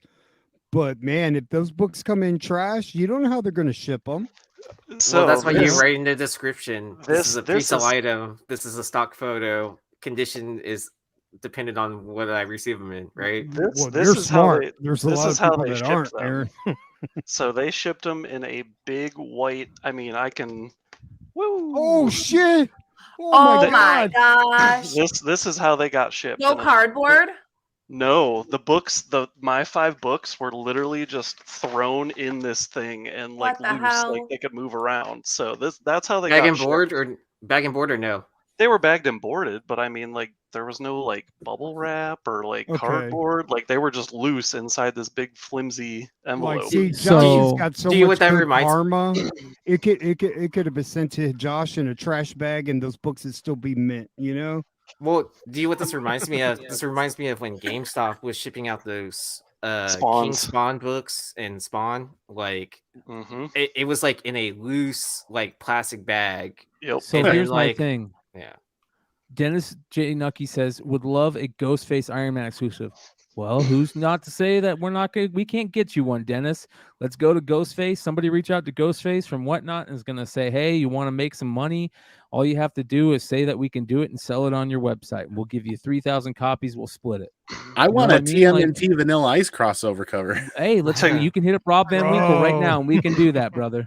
To go back to that Eminem Punisher book, though, that's not even like, there are so few of those books out there. That book was never, as far as I understand, it was in XXL. They printed it first in that XXL magazine, but then there's the actual single issues. And to my knowledge and understanding, that was something that was never printed and like distributed. Like, it was printed and those copies were all given to Eminem. There's only so many of those books, and he gave them away to people. Dennis had a bunch of them. Bunch of them. They say not for resale on them, so I don't know. I thought they were included in a polybag version of the XXL magazine. Am I wrong? No, just you're like right. Walmart, just like right. I thought I was right. Yeah. That's not what I heard. As a huge Punisher collector, that'll be one of the top books that I try to get over the years, but it's been just that price has never really fluctuated. It's just held strong. The copies that you see come up on eBay once in a blue moon, I mean, a 9.4 for $4 or $5 grand, a 9.8 for $8+ or whatever. Hey, somebody got one for $31. Somebody got one for $31 on October 31st. God bless America. I got a better comparison would have been everyone forgets that Eminem book that he's on, that Avengers book in a whole lot.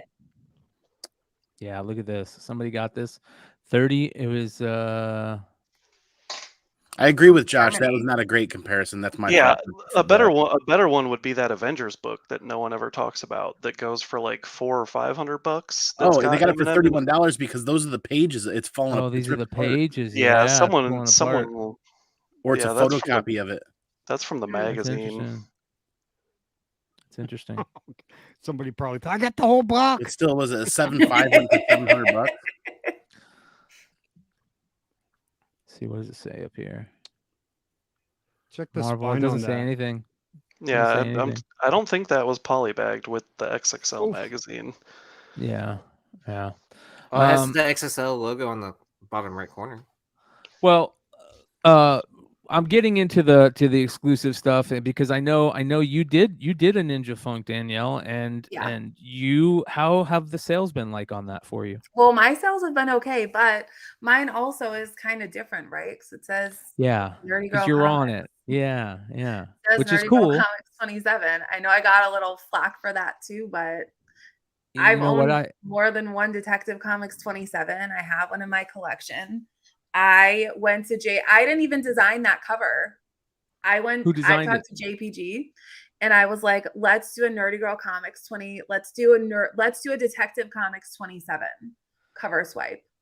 And at the time, someone had made a comment about like me posting a photo with Steranko where I said legends with a legend.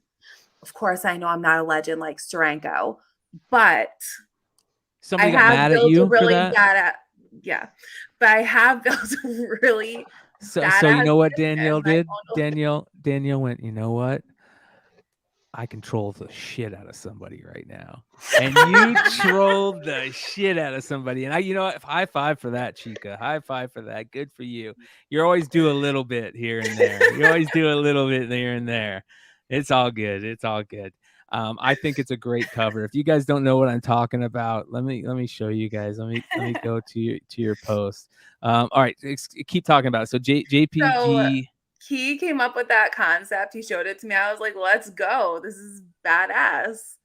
And that's a real Detective 27 next to it. I know, you're crazy. Yeah, that is a crazy cover right there.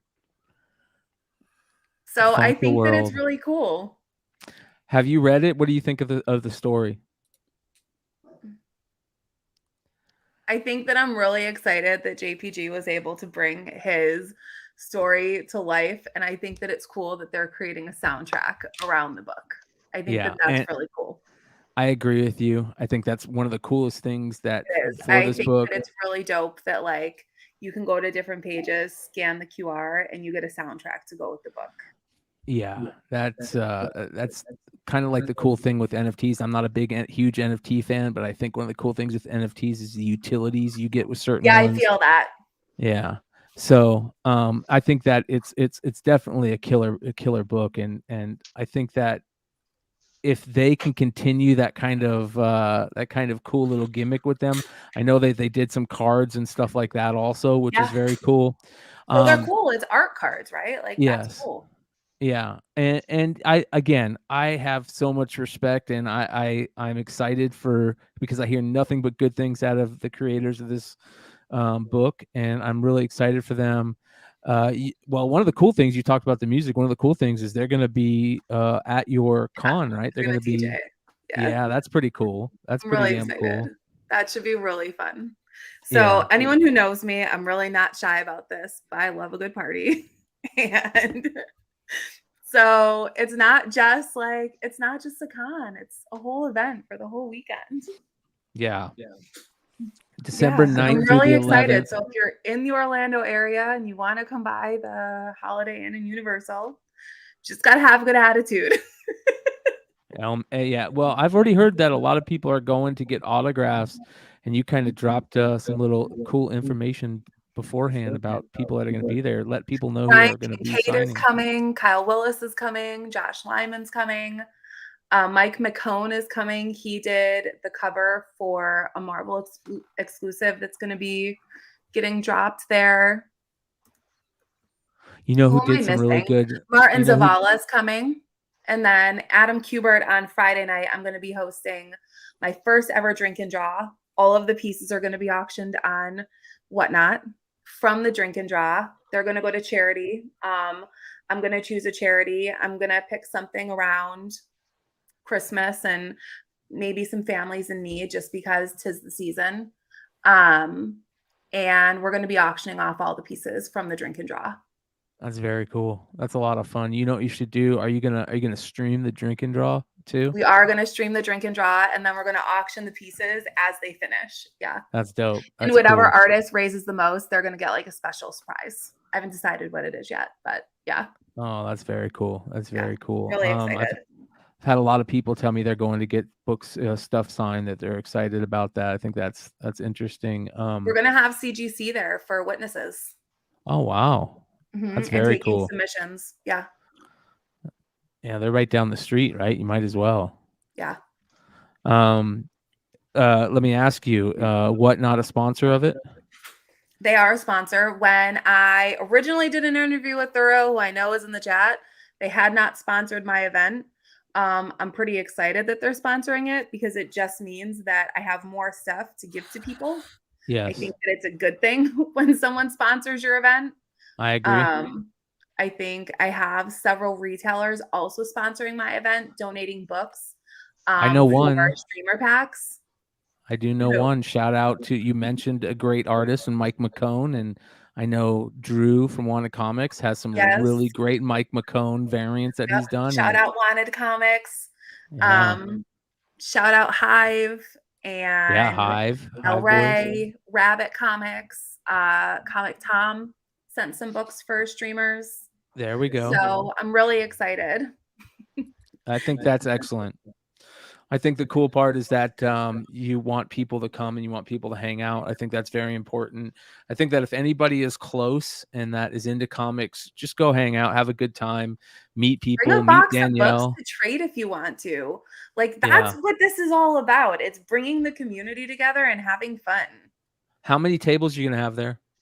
I'm gonna have an artist island for all the artists, and then I'm gonna have probably 15 to 20 retailer tables and a CGC submission table. I'm gonna have vintage in the room. There's gonna be new stuff in the room. It's gonna be a really good mix of a little of everything. I'm gonna have like a little hangout area to kind of swap, share. I'm gonna You have know some what, one of streaming the- stations. One of the things that's a really big deal in the card world is trading night. They do this thing where everybody kind of gets together at Oh, yeah. at a certain hotel and trades. Yeah. You should try and set something love like that that. up. Yeah, I love that. I think that'd be a very cool idea. So it's very interesting. So real quick, I want to say thank you to all 118 people in the chat. Thanks for hanging out for us or with us tonight. I appreciate it. I'm doing my best to try and talk to everybody behind the scenes and get as many questions answered and all that type of stuff. We still got more stuff we're going to talk about tonight. And I've told Danielle, she knows how this all works. She knows that when she's ready to bounce, she's going to throw up the deuces. I want to shout out the House of Stein. If you guys didn't see it last night, we took the night off for the Hot 10, and I want to say that was a much needed night off for that man. Shout out to Ben Stein, the one and only. Much respect for that dude, and be watching next week. He's going to have a bunch of goodies that supposedly he's going to be giving away. So shout out to the House of Stein. Danielle, do you ever work much with Golden anymore? Not a ton, but I still bid sometimes. Yeah. What did you think about the whole Golden Enterprise? What were your thoughts on the ship that Golden and crew is running over there? What do you think about that? Listen, their auction house? nobody sells anything as well as Ken Golden does. Like, Yeah. I will say that. He I agree. is the craziest marketer that I have ever met. Yeah, he is. Sometimes I can't tell if I need to keep him as far away as possible, or if like I need to figure out a way to get close to him, because he's been in the game a long time and he's been part of some serious fucked up stuff in the past, and he's paid his dues for it. I get that also, but he's also made me a lot of money He's made me a ton of money. And he's made a lot of people I know a ton of money. So Golden Auctions is very interesting. There's a lot of interesting stuff going on behind the scenes with Golden Auctions and their card stuff. But one thing that's very interesting to me with Golden Auctions is they really stepped into the video game stuff, and you were doing a lot of video game work over there. And you collect video games, and I love talking about video game collecting and all that stuff. Are you going to have any video games for sale at the con? Ooh, maybe I'll bring a few. So I'm probably not going to have a booth. I would really like to, but I think that it's nearly impossible for me to, because I have a feeling I'm going to be pulled in 1,000 different directions. But maybe I'll jump on and do like a video game stream for like a half hour, 45 minutes. I think that'd be very cool. I love what's been going on with video games. I think it's a very interesting market. I think we have to watch it very carefully, just like we watch comics. There's a lot of shadiness that also happens in the video game market. The time to be buying video games. Oh yes. Now, if you want to get into sealed video games, in my humble opinion, I'm not influencing anyone's decisions here. I think that now is a really great time to buy video games. You can buy a Zelda for what they were selling for. I mean, they're cheaper than they were selling for 4 years ago when I was first coming in and buying them. And what's your favorite all-time Super Mario Brothers 3. Yeah. Yeah. You know what mine is? And then Super Mario World. We got Yoshi. Mine is Legend of Zelda: A Link to the Past on Super Nintendo. That's a favorite of a lot of people. Yeah, that's my there's only one game that's ever beaten that's World of Warcraft. Oh wow. I'm a big World of Warcraft junkie. I mean, that shit was like my second heroin. It was I couldn't get away from that shit, man. I'd be at work and I'd be like looking at the clock, like ready to run home and mine some fucking gold. I was on it, man. Ready. Yeah. Warm up the controller. Yeah. I was on it, dude. That was Counter-Strike. That was Counter-Strike for me. Like it got to the point where I was almost joining a team to like compete, and I was like kind of like, what the hell am I doing with my life? People are making good money doing that right? shit. Listen, people make a lot of money in video games. I probably should have taken that route, honestly, but like I decided not to. I think that's why I love video games, though, right? Because everyone has a favorite video game, and it doesn't matter what hobby you come from. Everyone doesn't have a favorite comic book, or a favorite sports card or a favorite sport, but every single person has a favorite video game. Hey chat, I want to know what you guys what do you guys think is Andy's favorite video game? Don't say it, Andy. I bet you somebody in the chat will get it soon. I'm already searching because you guys brought this up, and it's like I tabled buying a graded copy for a while, and I'm like, she's right. I mean, I've been applying that mindset to comics the last couple of months, and I'm like, man, I better touch base and look on this again and see. And oh man, like I want to buy a copy, but it's just like I don't know. My guess is Street Fighter. Is that right? Yeah. No. Brian I don't know if there will be any cosplay at that event. Last of Us, man. Yeah, right. The Last of Us is. Yeah. I really wanted a graded copy before the show drops, because I think Last of Us is going to be. We're going to see a much different response with this show hitting HBO than we do typically with announcements for movies and shows based off of comic book / video games or anything. This is gonna be very different. I feel like the greater fandom of The Last of Us that will be here 10 years from now doesn't know about Last of Us yet. And I think this show on HBO is gonna really wake a sleeping giant. So which version do you buy? The PS3 or PS4? All of them. Me, all of them. I mean, so I have a cool story. I had a friend who worked at Naughty Dog, and when they were recording or when they were building out The Last of Us 2, I took my daughter and niece and we got to tour Naughty Dog. Shut up. And we got to see them building out and like all the different areas that go into making that video game. They also had like the PlayStation 5 was being built at the same time, and nobody that wasn't on the project, it was a complete blackout room. And so we got to actually watch them building out pieces of The Last of Us 2. It's really cool. Yeah. Anybody that's played it will know when I describe how much it tugs at your heartstrings as far as epic storytelling in the video game. I feel like it's easy for that one to be a great movie because it's a story in itself to begin with. Very, And very well done story. Yeah. yeah, Yeah. Mm. I that's think cool. I think a lot of people have got, I think games have gotten to the point where they're almost better than movies, because like even my brother, he'll just watch like a video game, all the cutscenes on YouTube. Yep. And Uh-huh. Millions and millions and millions of hits on these content creators that would record the game as they're playing it and then chop it down to the cutscenes and basically deliver you a movie. But you know, The Last of Us 1, those cutscenes tune up to be like a 6 to 7 hour YouTube movie, which is freaking epic. yeah. Yeah, it's cool. All right. Listen, I want to thank everybody that's been here for this whole show so far, 122 live. Make sure you guys go to Danielle's IG, Nerdy Girl Comics. Make sure you check out her IG, check her out on Whatnot, check her out on all the social medias. If you're in the Orlando area, just go check it out, her con. It's going to be a lot of fun. Where's it going to be at again? The Holiday Inn at Universal Studios. Very cool. Very cool. Yeah, it's gonna be a lot of fun. All right, let's and like I said, you know, when you bounce whenever you need to. Let's get into some of the other goodies that we were going to talk about today, you guys. I saw some interesting stuff that I want to talk with you guys about. I saw this. I thought this was funny. You know, you guys know I talk about this a lot. I talk about how fucking scared I was of this movie as a kid and how laughable it is now, but it still scares me even as a 40-year-old man. And The Exorcist. The Exorcist scared the living hell out of me as a kid. And you guys know I always talk about the toys, right? I always show you what the toys can sell for and all that shit. This is a new statue coming out. Iron Studios comes out in December. Yeah, it is $210, and it is absolutely creepy as hell. Look at that thing. It's just really Damn. detailed. Yeah, her face is so damn scary. It is so damn scary. Yeah.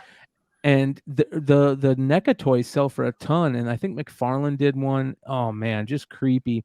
But I know there's a lot of people are into these really scary movies and stuff.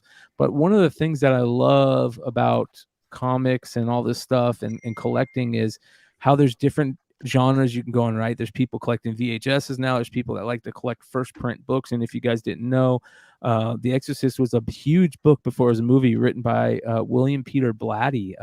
And that book sells for a ton of money. Well, William Peter Blatty, you guys, wrote a letter into a comic when he was a kid, Mystery Men Comics #3. It's got a gorgeous Lufine cover. Danielle, you'll have to let us know if you own a copy of this. This is from 1939, and I did not know this. I love when I find like creators or famous people that wrote into letter sections as kids. I know McFarlane's done it, Frank Miller's done it, George R.R. Martin did it, Fantastic Four. A lot of famous creators and famous people wrote into comics as a kid. And William Peter Blatty wrote in. He sent in a letter. Basically, it says here, a boy named William Peter Blatty was chosen as a contest winner of $1 prize for the best letters received explaining what features readers liked from Mystery Men Comics 1. He has his address on there and everything. And what's interesting is, says here, according to 1947, says Blatty's family residence is somewhat vaguely identified on East 35th Street as apartments on northeast corner of 35th 3rd Ave, apartments at 209 East 35th Street, which might be a building or two away from the modern day 225 East 35th Street. However, according to his obituary in New York Times, the family changed addresses frequently due to what Blatty described as comfortable, destitute childhood. And the very interesting thing is I wonder how much of that movie that we saw in, you know, like all those scenes about that crazy house that they lived in and where they lived was about where he lived when he was that age. And he wrote in from that house. So again, I love comics. Yeah, I love comics as they're historical, and you could kind of do that 7 degrees or Kevin Bacon like a bullshit. circle. It all comes back. Yeah. Yeah. I love that. Yeah. So this one of these, I guess, sold recently, or there's a copy available. in the Fox Showcase auction at Heritage. I don't know what they have it up there for. It's current at $725 for a 4.0. But now that people know about that, they might want to be on the lookout for it a little bit more. I know a lot of people collect weird niche comic stuff like me, creator first. Do you collect any like niche things like full moon covers, or anything crazy, bondage covers, innuendo covers? I was going for bondage covers for a little while, but there's so many. Oh, So yeah. one thing I want to do in a sketchbook when I eventually do a sketchbook is reverse engineer and make the female like the one that's putting the male in bondage. Yeah. That's smart. I saw you do collect something that's kind of like niche collecting, and that's date stamps with your birthday, right? I'm trying to find them. It's so hard to find August 10th. If anyone finds August 10th a date stamp, please let me know, as long as it's not a Fantastic Four one. There are two FF ones with August 10th on them. Yeah, there's a lot of it. Just trade one of your Detective Comics 27 for it, right? I know. I'll trade Nerdy Girl Comics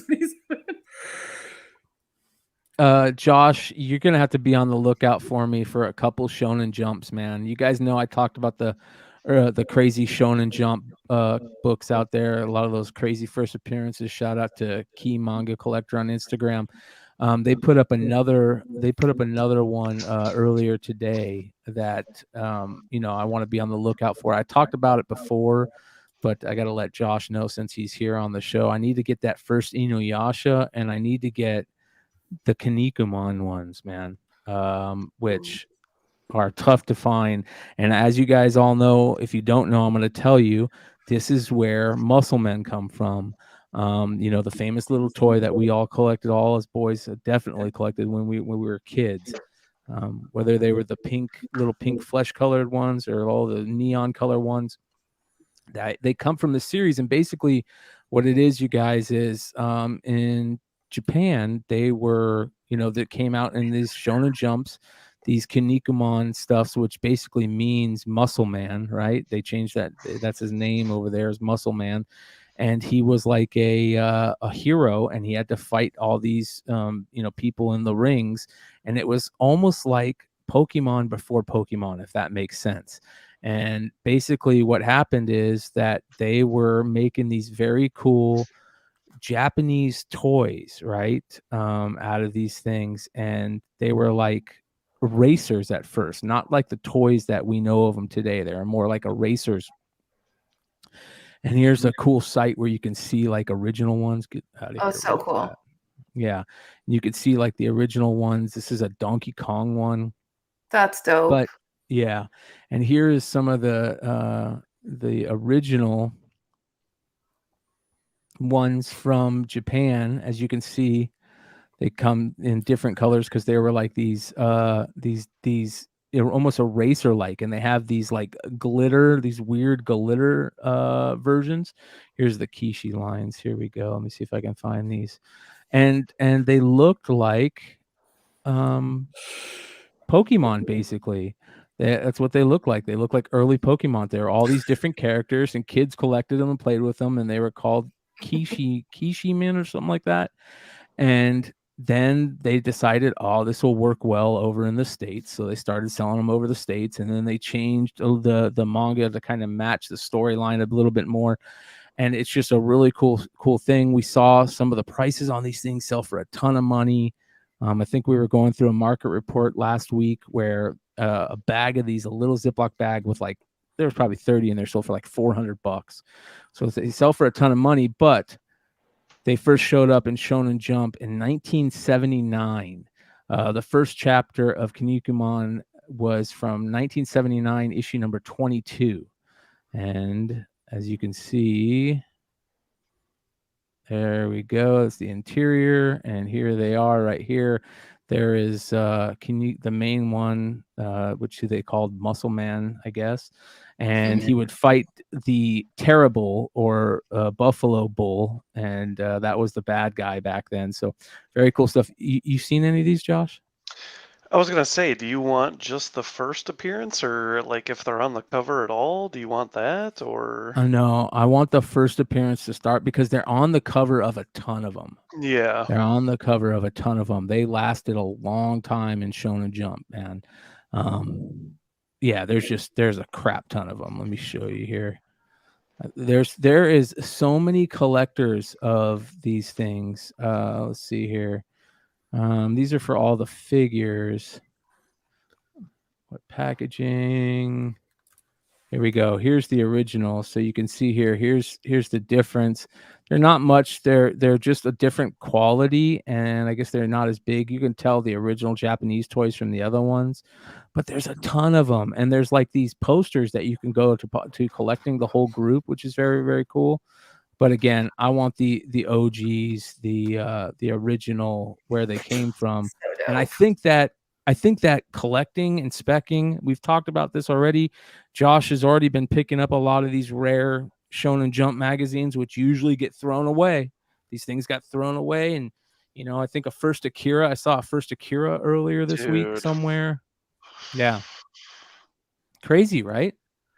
And Absolutely bonkers. the stuff is, I mean, it's got more notice now, at least the Dragon Ball stuff, since that was in that Heritage auction. I mean, that stuff went for higher prices than any of those books, as far as I know, have ever sold for before. So yeah, here's the first Akira right here. Yeah, in my dreams. 1982. Yep, one of them sold recently. Wow. Yep. That's the book right there, you guys. How much is that? I mean, does anybody know off the top of their head? Like, is that affordable still, or is it skyrocketing? If you can find one, like I think the last one I want to say I saw listed was like $2K. I mean, that's affordable. I mean, dude, I'd pay that all day for a first Akira, but finding it is the problem. Yep. What's the census on it? Well, Key Manga Collector is a newer IG that I started following, and he puts like what he thinks what come up for sale in the past year. He put maybe 10 copies came up for sale in the past year of this, which is very I wonder interesting. how many total are graded. Does CGC must grade that, right? No, you can't grade. These are like phone books. They're wow. thick. Yeah, like here, I'll show you like how thick they are. That's why most people recycle them or threw them away. Yeah. It's just not convenient. It takes up so much. They're like over street size. Yeah. I mean, they're I wonder if VGA would ever grade those. They should. CGC should start grading them for sure. Yeah, well, they're doing pulps now. Yeah. Yes. As a matter of fact, Josh, you got some pulps in recently, and I was not happy with the cases on the pulps, man. No. Oh, these are just like thicker comics from Brazil, but yeah, like here, I'll take this one out of the case. Is it the same style case they use for square bound annuals? Dude, I don't know, but this case sucks dick. So it's oversized cases. That's why. It's magazine sized, like height and length, but it's like 5 times thicker than a magazine case. I mean, there's all the blank space. Like the book only takes up this much room, and it's like I can like squeeze it, and I can literally pop my fingers inside of the case right now. Whoa. That's like Matt, we need to talk, man. We need to get some changes made pronto. Gen 1, Gen 2 original cases of the comics. Yeah, like I could literally. Gen 1's hold up though. I have a couple. I could literally just rip that case in half if I wanted to. Well, that's gonna cause some like nefarious problems down the road.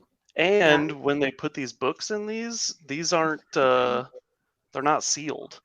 They're just raw inside this slab, and like they move. Like if I shake this book, like it'll move around, and it's not sealed. It's just raw.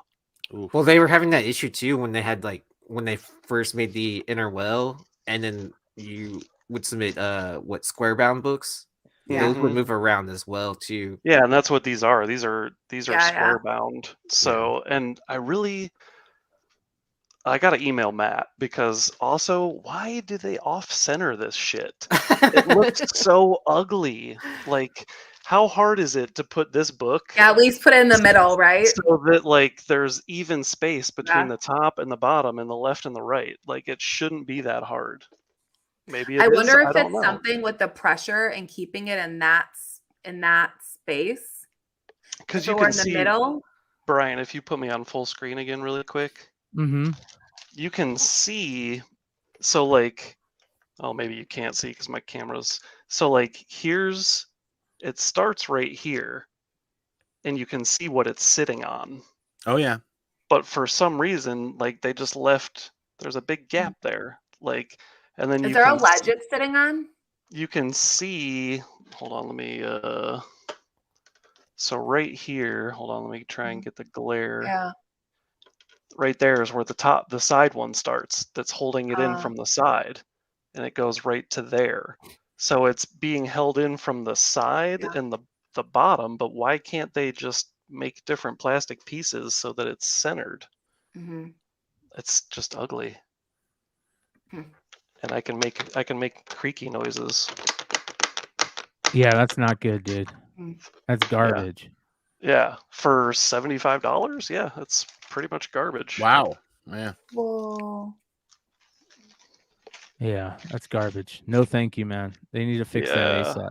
Yeah. How long have they been doing No. pulps? They just I started. New. I don't even know if they've actually started grading pulps yet, because I haven't seen an announcement. This was just like.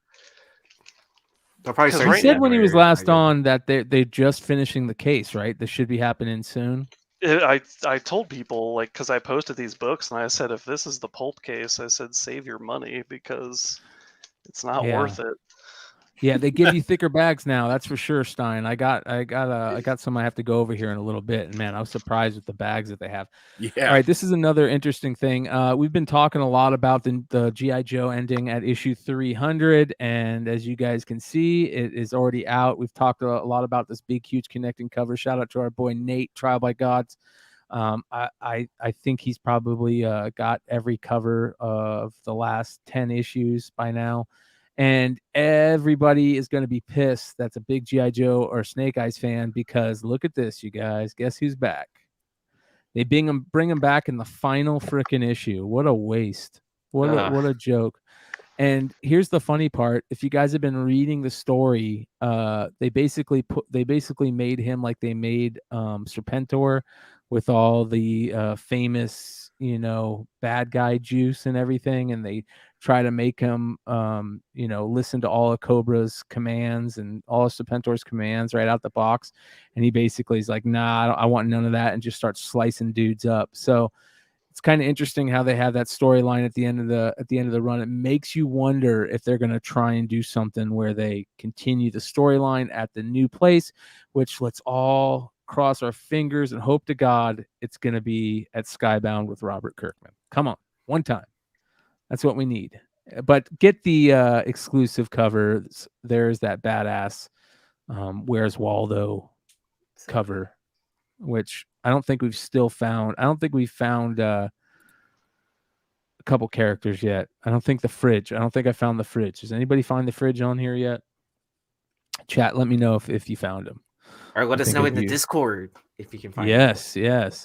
Yes. By the way, you guys, OTR Discord, make sure you guys go check it out. I'll put links in the description and links in the live chat.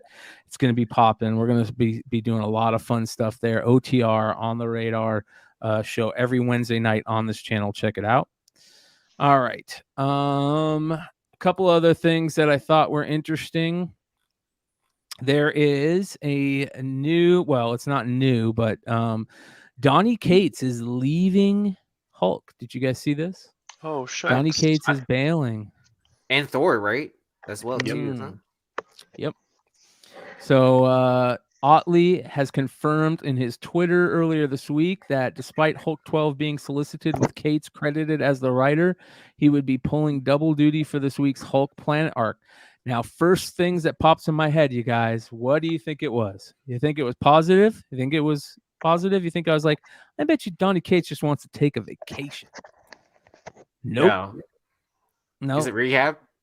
That was my first thing. Donnie Cates is back at rehab, my friends. And if that's the case, I hope to God it's not true. But if it is true, I hope to God he gets his shit together, man. Because when he is on, he is on. But I'll be honest, man. I'm kind of worried. I feel like he's probably back to some old habits. I don't want to say that he is for sure or not, but it kind of feels like that. And you know, being in that situation and position before, it's not fun. And I think that it's okay to relapse. It's you know, it happens.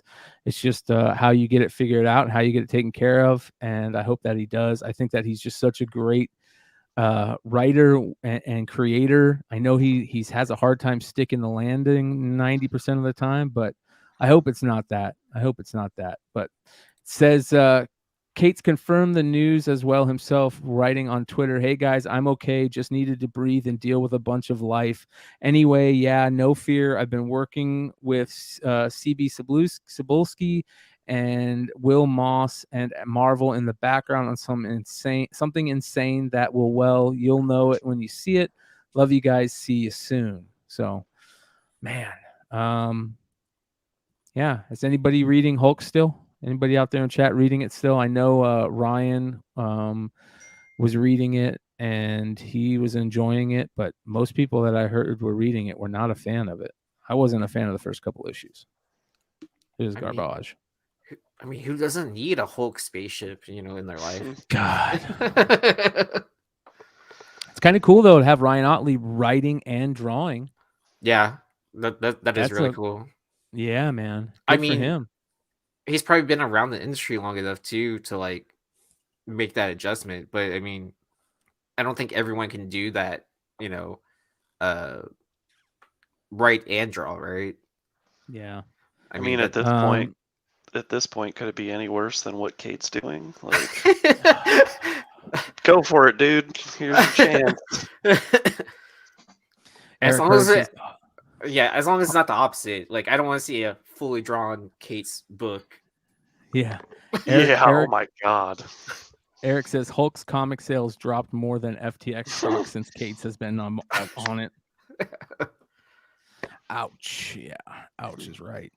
So, I don't know. Let's see what it says. It says Bruce Banner has finally found paradise, revered as a god, and with no fear of hurting anyone around him.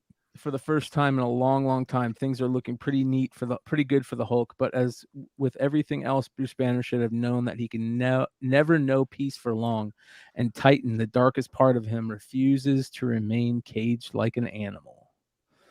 So, I don't know, man. Hulk is a tough character to write. I really think Hulk is a tough character to write. Mm-hmm. What is anyone still reading the Venom series? That who Al Ewing is writing now, right? I quit reading Venom when Cates fouled it all up, man. I was not a fan of the way King in Black ended. I thought it was cheesy. I don't know what it is with Cates, man. He has a hard time hitting the landing. I know a lot of people like his Thanos run and everything, and I agree. I think his Thanos stuff was his best stuff in a long time. I think he started off Venom really good. He's just not good. He doesn't know how to end it, so... Oh, Rhinoverse. Let me know if it's any good. Is it worth the read? Yeah, he says he's reading it too. So, oh, man. New series started really weird, but it has really come around. Yeah, man. I don't believe it. Shit's weird. Well, I mean, it's Al Ewing though, right? So I feel like he can. He's like one of those writers that like builds a cult following and then like it gets new people into a book they wouldn't normally read. Yeah I mean, we'll see but this is some interesting things talking about Hulk. I saw this is kind of cool. You guys all know that I'm a big fan of Death from the Neil Gaiman Sandman verse. And I think it's awesome. I think that it is something that brought a lot of us people into a different part of comics. It was my go-to book in high school for sure. It was also my go-to book that it was my saga before saga. Whenever there was chicks that were like, I want to get into comic books, and you would hand them like I would hand them like a Sandman or a Swamp Thing trade. That was always the book, and it worked like a charm. And I know Saga has become that. I want to know. We can't really ask Danielle that because Danielle's been in the game for a while, but I want to know anybody else out there in chat, especially you females out there. If you had somebody, your boyfriend or somebody that gave you a book, what was the book that got you into comics if that happened? I know that was for a lot of people, Sandman was the book, and now Saga is the book. Matter of fact, didn't you get into Saga really good? Is your wife into Saga, Andy? Yes.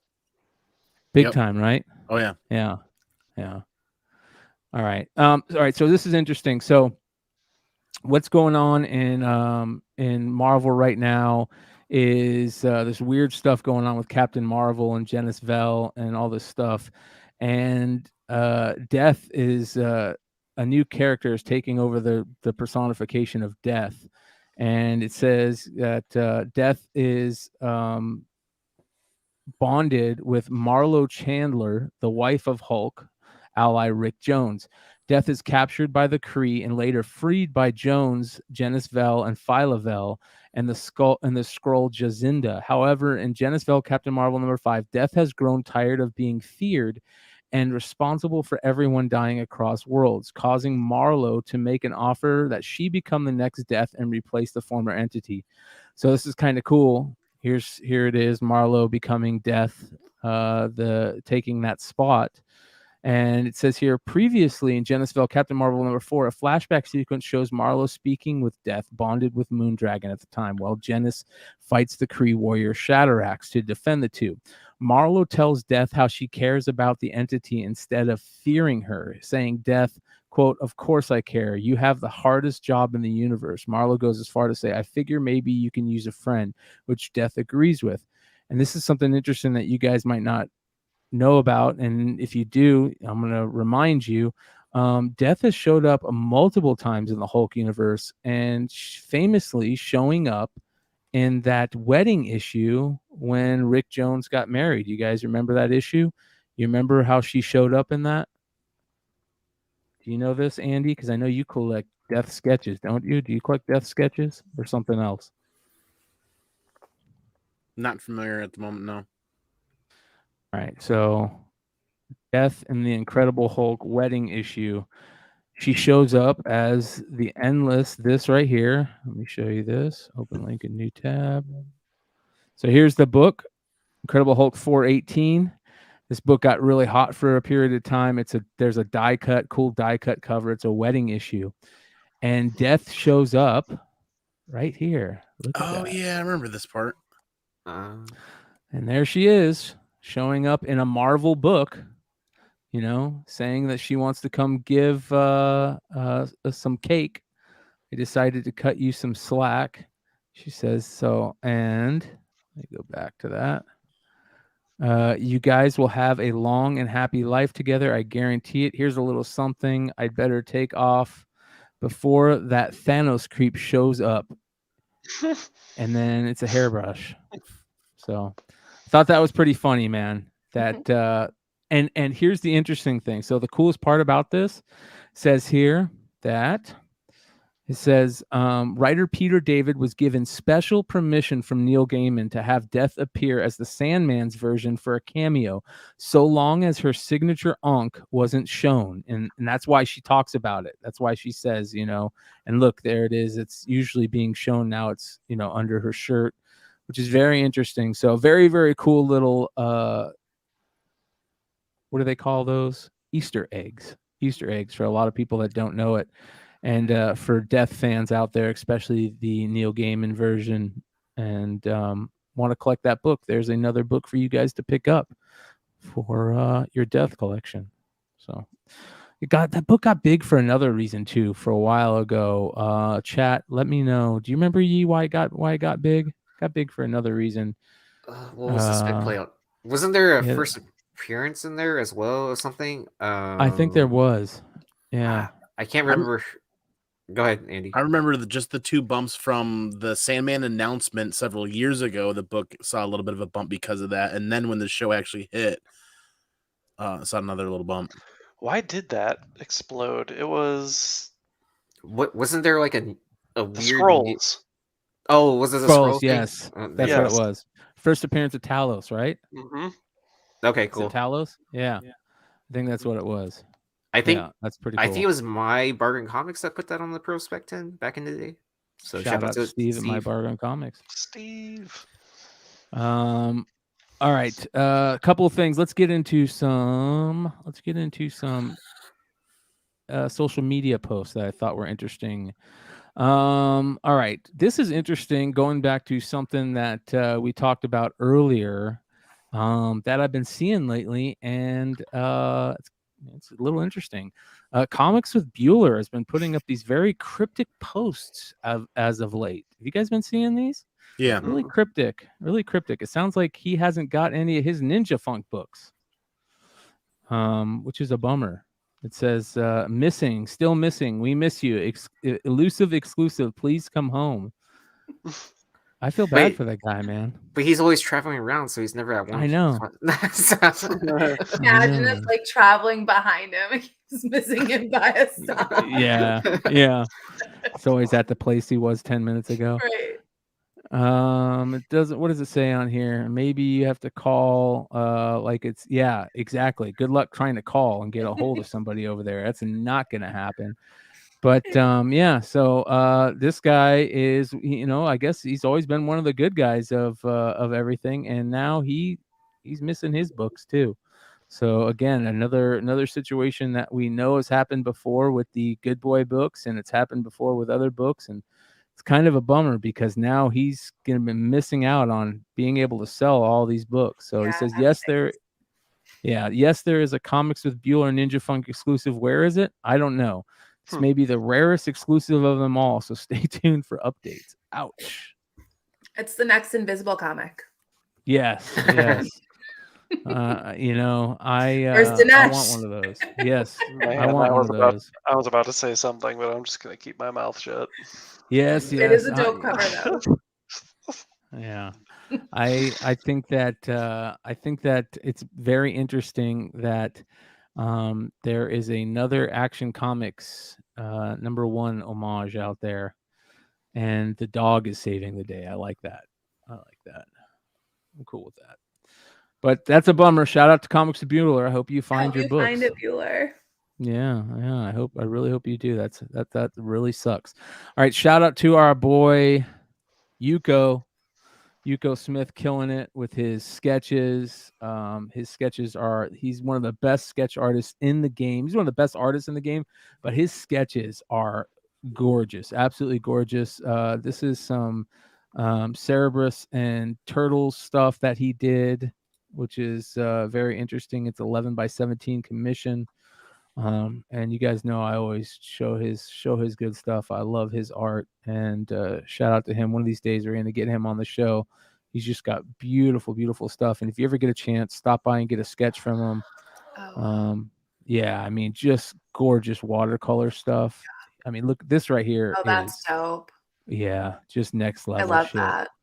Yeah, beautiful. Hey, Brian, I threw another artist link in there if you want another artist to look at.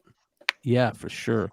All right, let's see here. Let's bring that up. So another great artist, care of Andy. Frank, who's this? Frank Kadar. I don't know how to pronounce his last name, but Frank's Ahsoka pieces are all of his pieces are stunning, and we stumbled on him this past year. He almost exclusively goes to horror conventions. Like, I've never seen him at a comic book convention, but his work is phenomenal, and we actually are doing an Ahsoka cover with him for the Ashley Eckstein signing at C2E2 next spring. Yeah, that right there is beautiful. That's his most recent one. Yeah, I like that a lot. It's very cool. So follow Frank if you guys like Star Wars content. This is a guy named Scott Buon, and it is beautiful, absolutely gorgeous. Don't know if this guy does any comic art, but he should. He needs to get on something. He's black light, imagine that. Oh yeah, love it. Beautiful, gorgeous. I do want to show this because this is. I love how the Hive Boys get tattoo artists to do covers every now and then. They've had some really good luck with it. And this is a badass tattoo from, he goes by Matitude on IG. Just thought it was really badass skeleton piece and just cool looking piece. I love it. So I think that'd be a very cool piece of art. Make sure you guys check out his stuff. An amazing post, you guys, that just happened to pop up this week as somebody scoring a killer fucking book. Got back, showed back up at the Casa, and it is a 6.5. And I want to ask that person, does it feel like gold in your hands?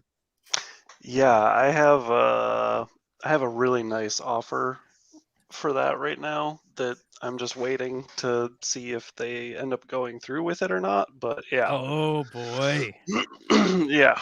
They got to sell that kidney first, before they can buy it. So well, let me remind everybody that an estimated 2.0 raw sold at Heritage last month for $15,000. So I hope that offer is a 6.5 type offer.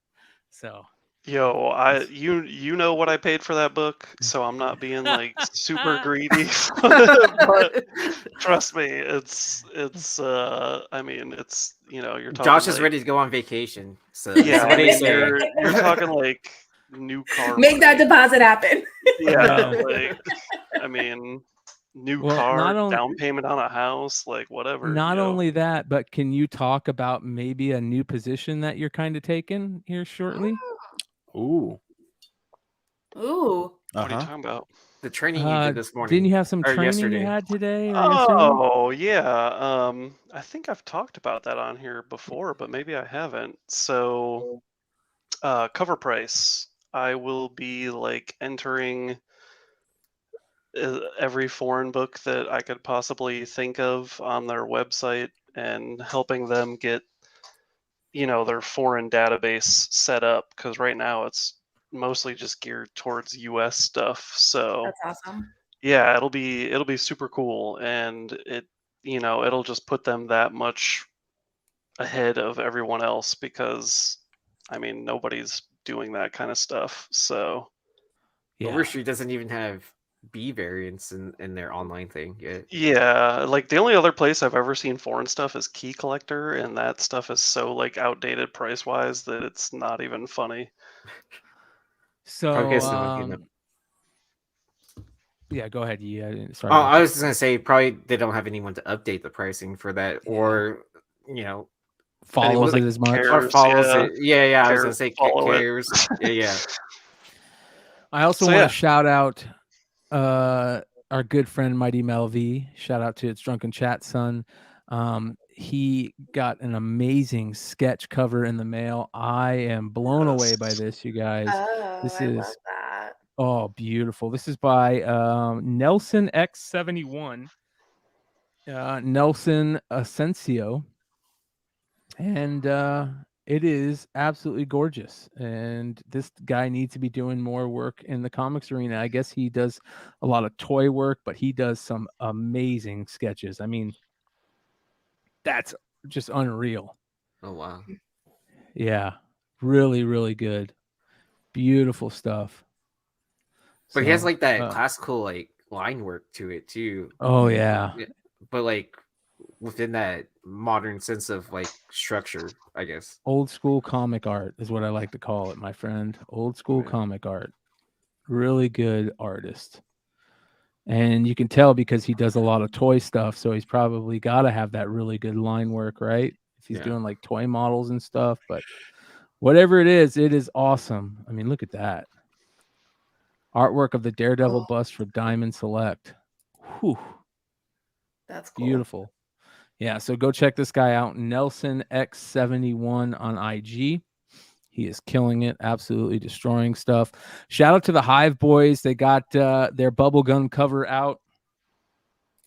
Shout out to Lobos, who killed this. Art of Lobos on IG. And you guys all know the deal behind this. Shout out to our boy, Mr. Longshort, who is the ultimate Bubblegum cover fanatic.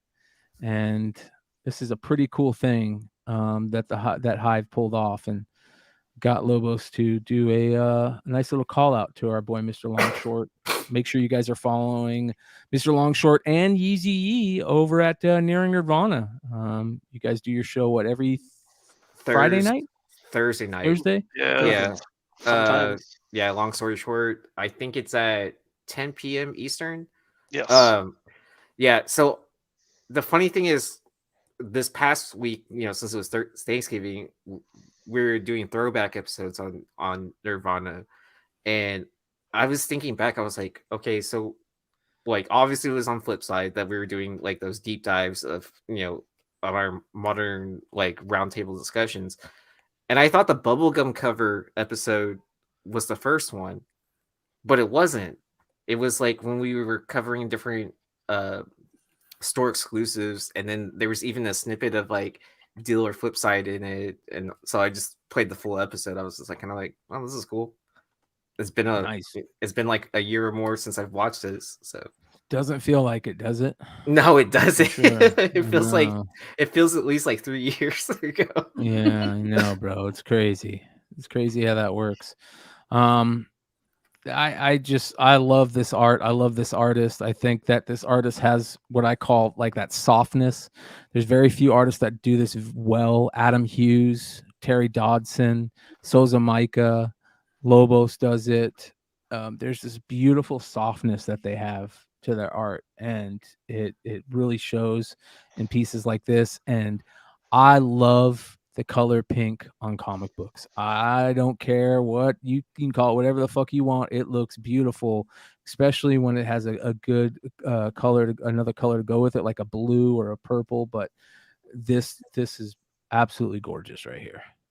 So shout out to the Hive boys. Make sure you guys go check it up. It is up for pre-order at Hive Comics, hive-comics.com. Go check it out. Bird City put out some really good Ivan Tao Gargoyles books. Did you guys see those? What did you guys think of those? That's They're sweet. beautiful. Yeah, I like the one on the right.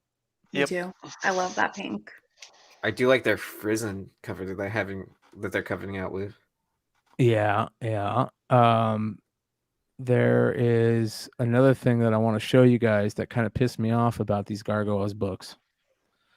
What the hell are they doing letting them reprint the old school ones? Yeah. This is wrong. They shouldn't be doing this, man. I'm such a big fan of the Gargoyles books coming out, but now they're just making these old books not that cool anymore. They're making them less cool and less wanted. Don't look at the December previews then. I know. But I'm glad I let my original copy go. It's out there in the wild now. So but I got it for super cheap. Can't complain. But they're making that a virgin cover, right? Or something like that. I don't care. Don't redo it. Yeah. It's you might as well make a facsimile at this point. That's what I said. Don't look at the December previews. That's what's in there. Yeah, I know. Go get the regular Bird City ones. Definitely pre-order these. They got 2 Ivan Tao books that are just beautiful, and you need to go pick those up. I stopped by there last week and saw that we were talking about damages earlier, and there was some major damages to the Fairyland books. Oh man, they just treated those things like trash. The Diamond didn't know how to pack them, and the UPS guys just throwing them around and everything. It was absolutely ridiculous. They are offensive with packages. They are offensive. Yeah. I don't know if I showed him last week, but Ipwei Chang, I hope I'm saying that right. And this is beautiful right here. So gorgeous sketch art. Love this Spider-Man. Make sure you guys go check out Ipwei Chang. Great stuff. Really, really good sketch art. I think sketch art on it is really hard to do these days because so many artists do a lot of digital stuff, and this guy just kills it. Look at that. Oh my god. Look how great the arrows and the swords look in the back. Well, that's something that beautiful. AI won't ever steal away from comic book artists or doing commissions. Yes. Yes, you're correct. You are correct. Wow. You guys see Boss Logic talking about all that lately? Oh yeah, Uh, yeah.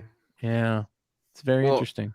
well, we had a request in the Discord for one of the episodes or one of the shows to talk about that, like what exactly Boss Logic was talking about.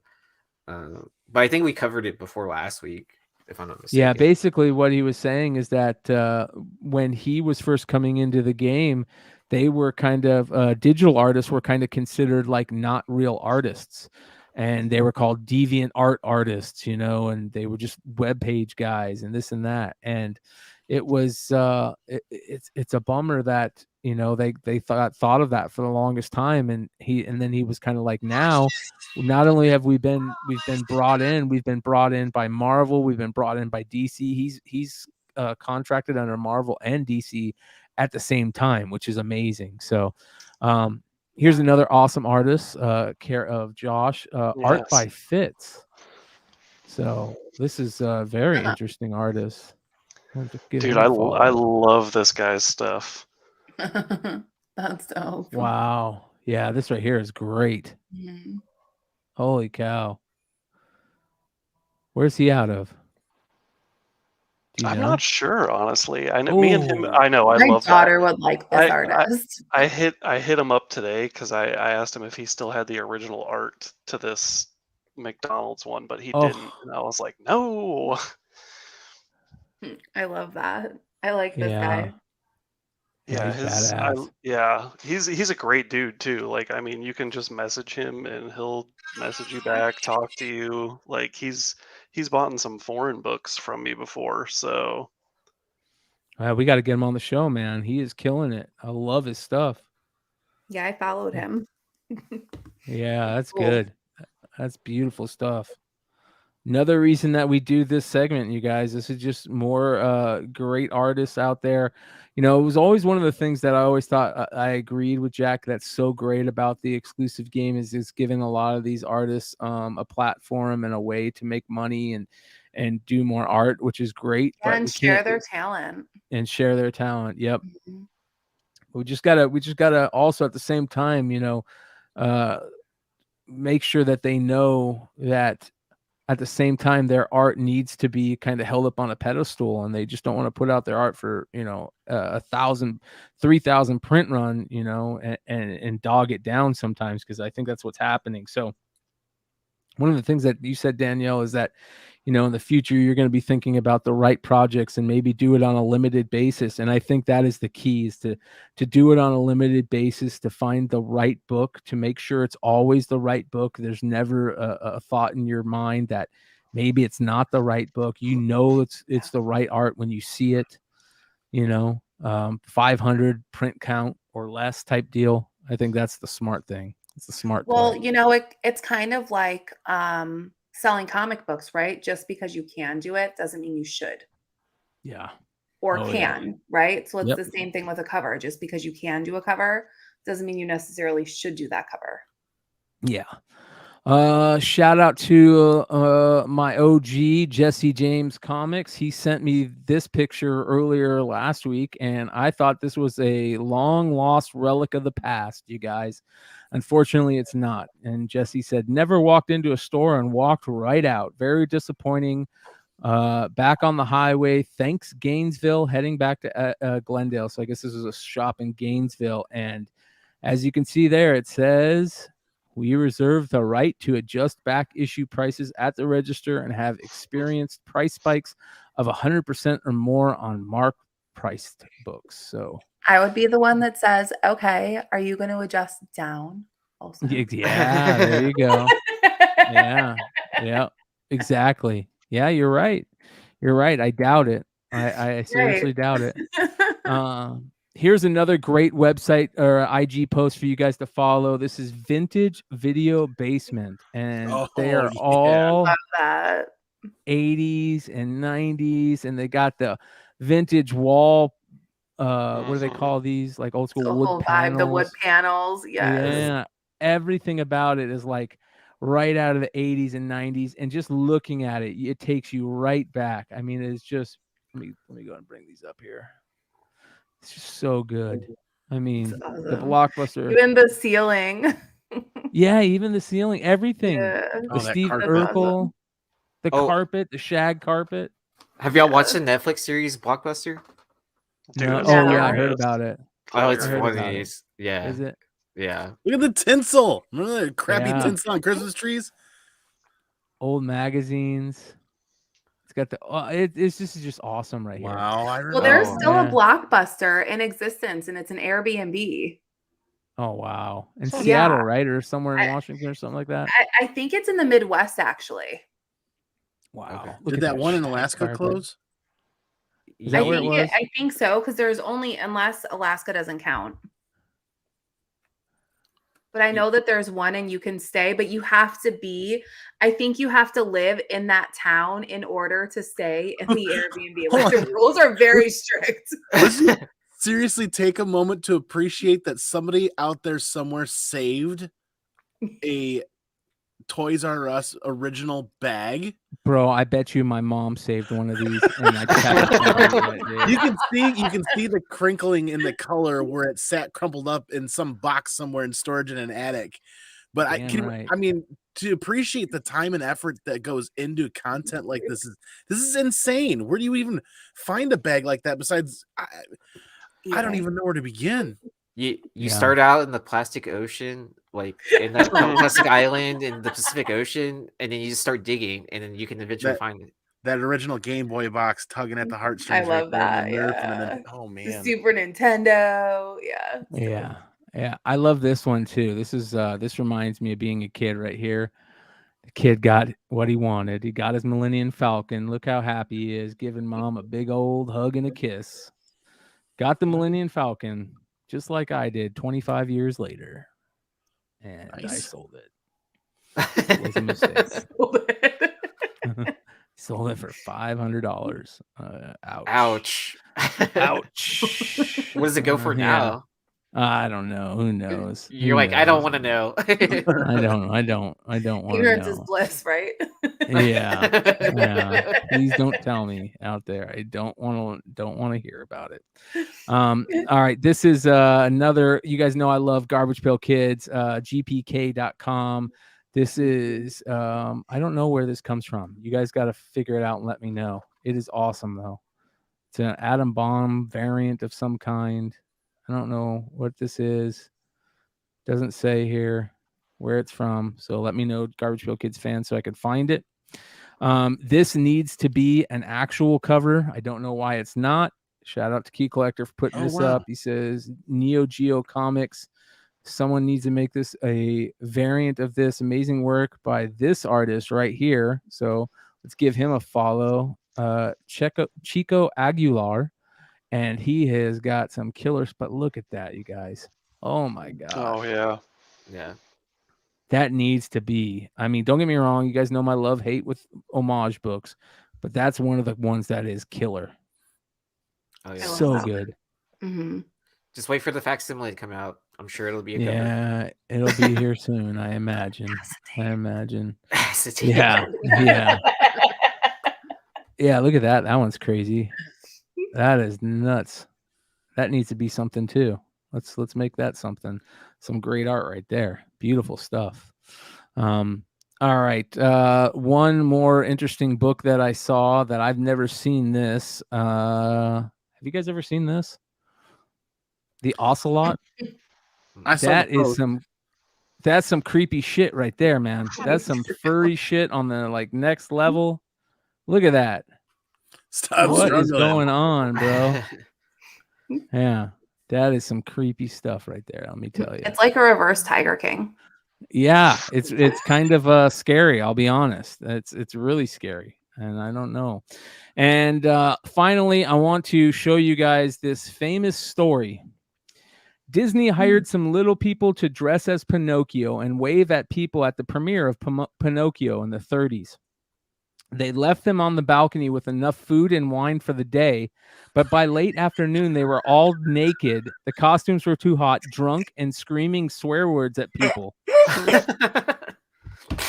That's awesome. Oh, it's Yeah, priceless. that's how they. I wish how I they was there do for it, that. On this day. man. Oh my god!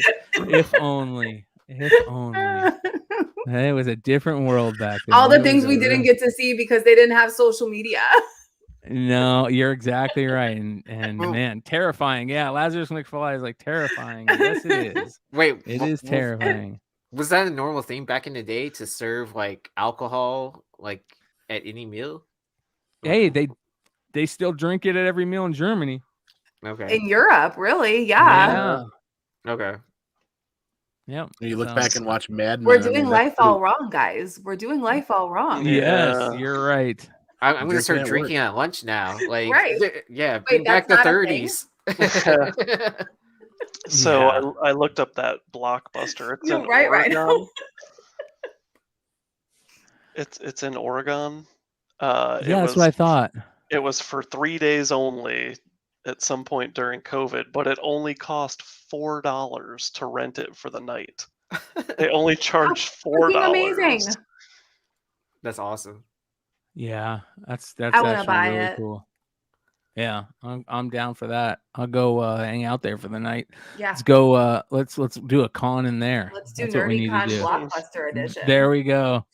There we go. It'll be a back to the 90s ordeal. Throwback. All right.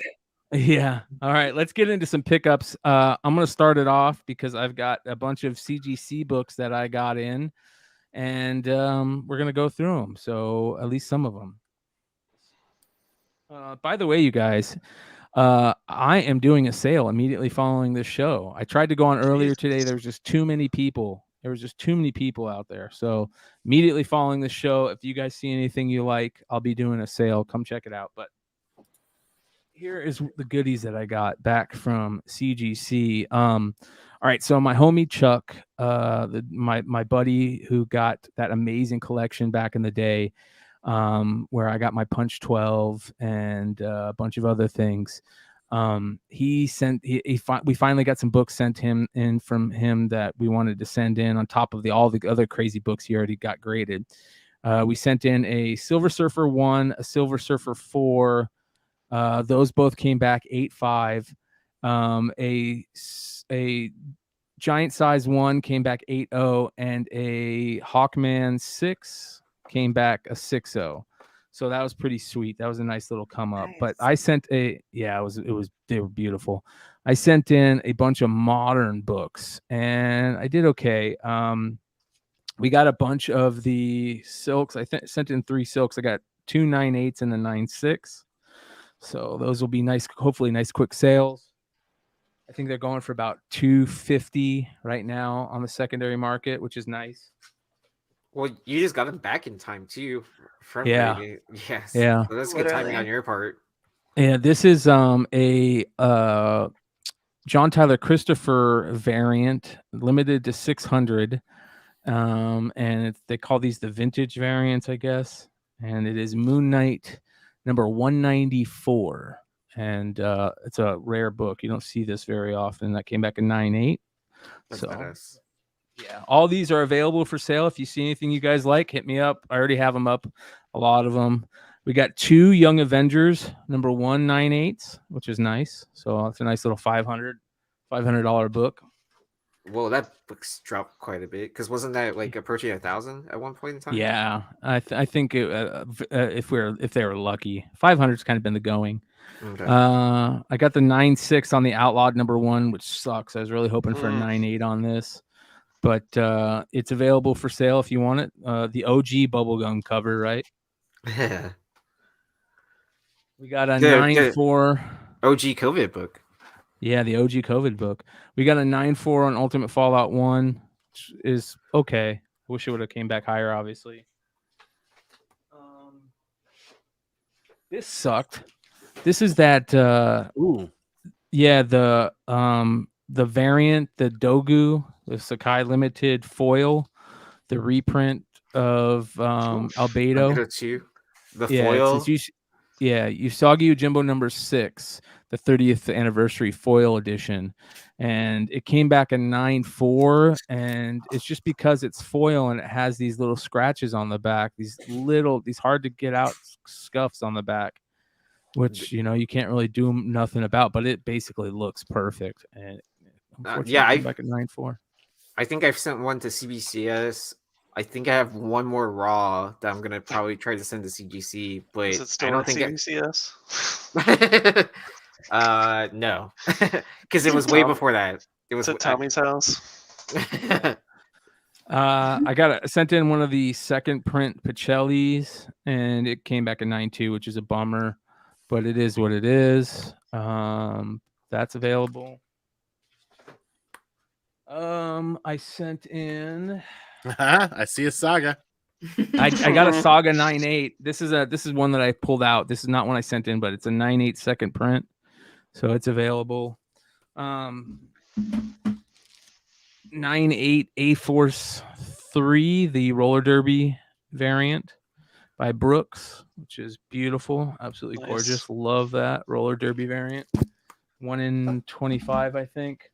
A 9.8 for Incredible Hulk 449 First Thunderbolts, which is nice. That's like a $600 book, which is cool. Another one of these. Already saw that. Another one of these.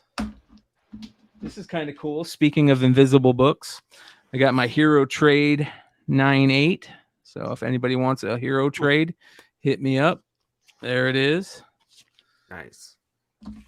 And then my favorite book of the whole lot that I might keep, depends on the offers that come in, but it is a Thundercats #1 9.4 double cover. Oh, that's double dope. cover. That's Yeah. cool. Oh, what's the interior cover? Yeah. Great. 9.0 interior is a 9.4. So That's cool. outside is a 9.0. Yep. What it's do you- beautiful too. They always put the higher I grade love in the double corner. covers. Yeah. Yeah, the Yeah. interior. I think cover. I'm gonna ask like 400 for it or something like that. So it's pretty nice, pretty dope. Tough book. It's the direct too. There is a couple of these available for sale actually right now. All right, and then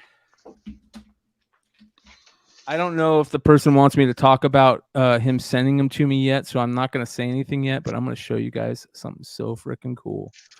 So I got this in the mail. This is an act of kindness, and I'll reach out to him on my own, and then if he wants me. You lost the host, guys. All right. His camera just We lost disconnected. the host. I have control, even if he did get lost. So yeah. Let me see here. That was definitely not an act of kindness. All right, hold on. I didn't realize I had my my other thing up, my other camera up. All right, here we go. C922. This should work. All right, there we go. And let's do this.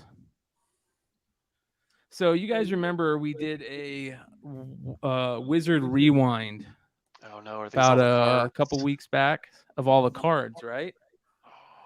And I can't believe I got sent this. You guys are gonna shit. Look at this. Oh wow. This is all of the promos ever and more. It's got all the chromium stuff, all the hologram. That's awesome. Hey Brian, you might be echoing. All right, hold on. Let me mute my. All right. I don't know why it's doing it, so we're just gonna rock with it. It has all of these holograms. It's got the Venom hologram. It's got the Magneto hologram from X-Men.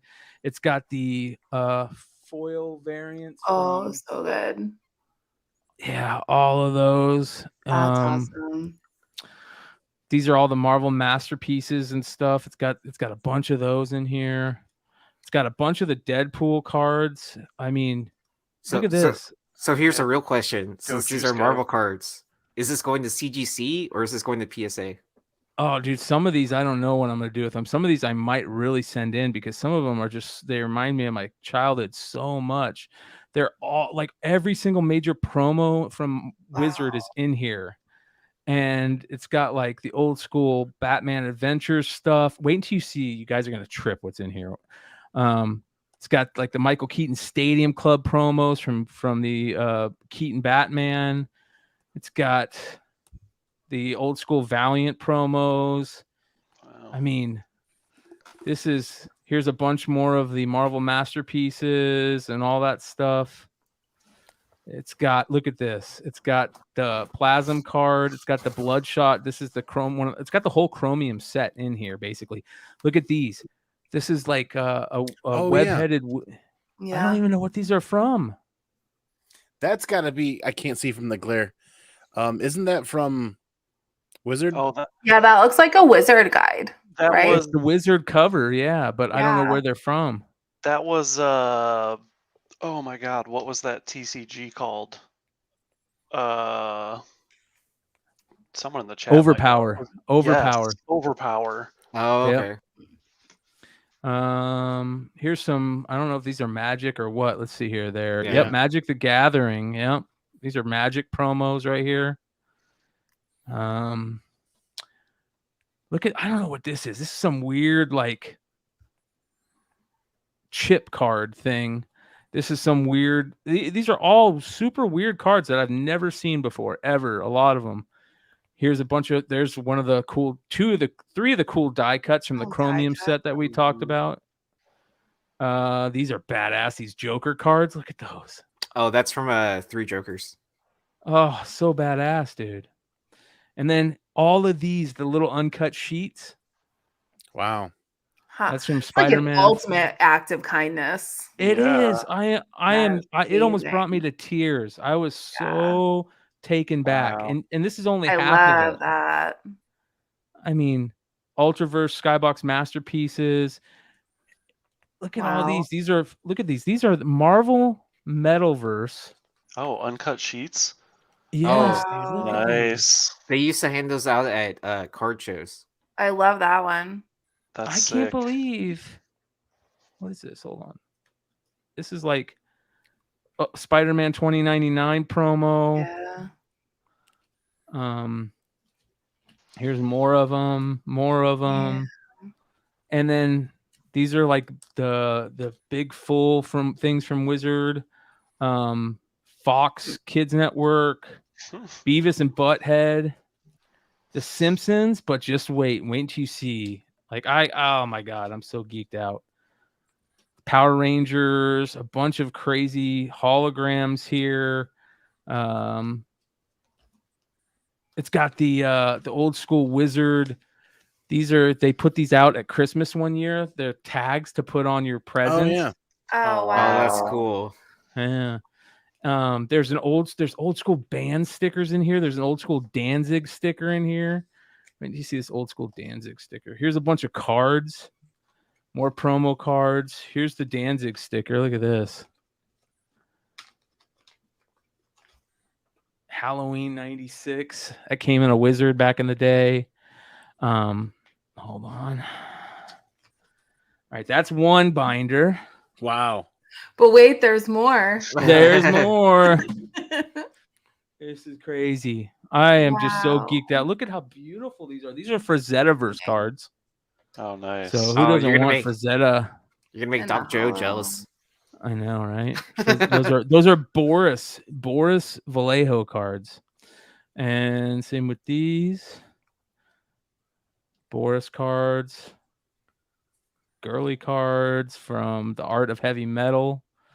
There's some Gen 13 Chrome Yeah. cards. Lady She. Death. Yep, she. Here's some Star Wars promos for Zetaverse. These Demon promos, those are badass. Old school tops. Here's more of the Chromiums. Look at these.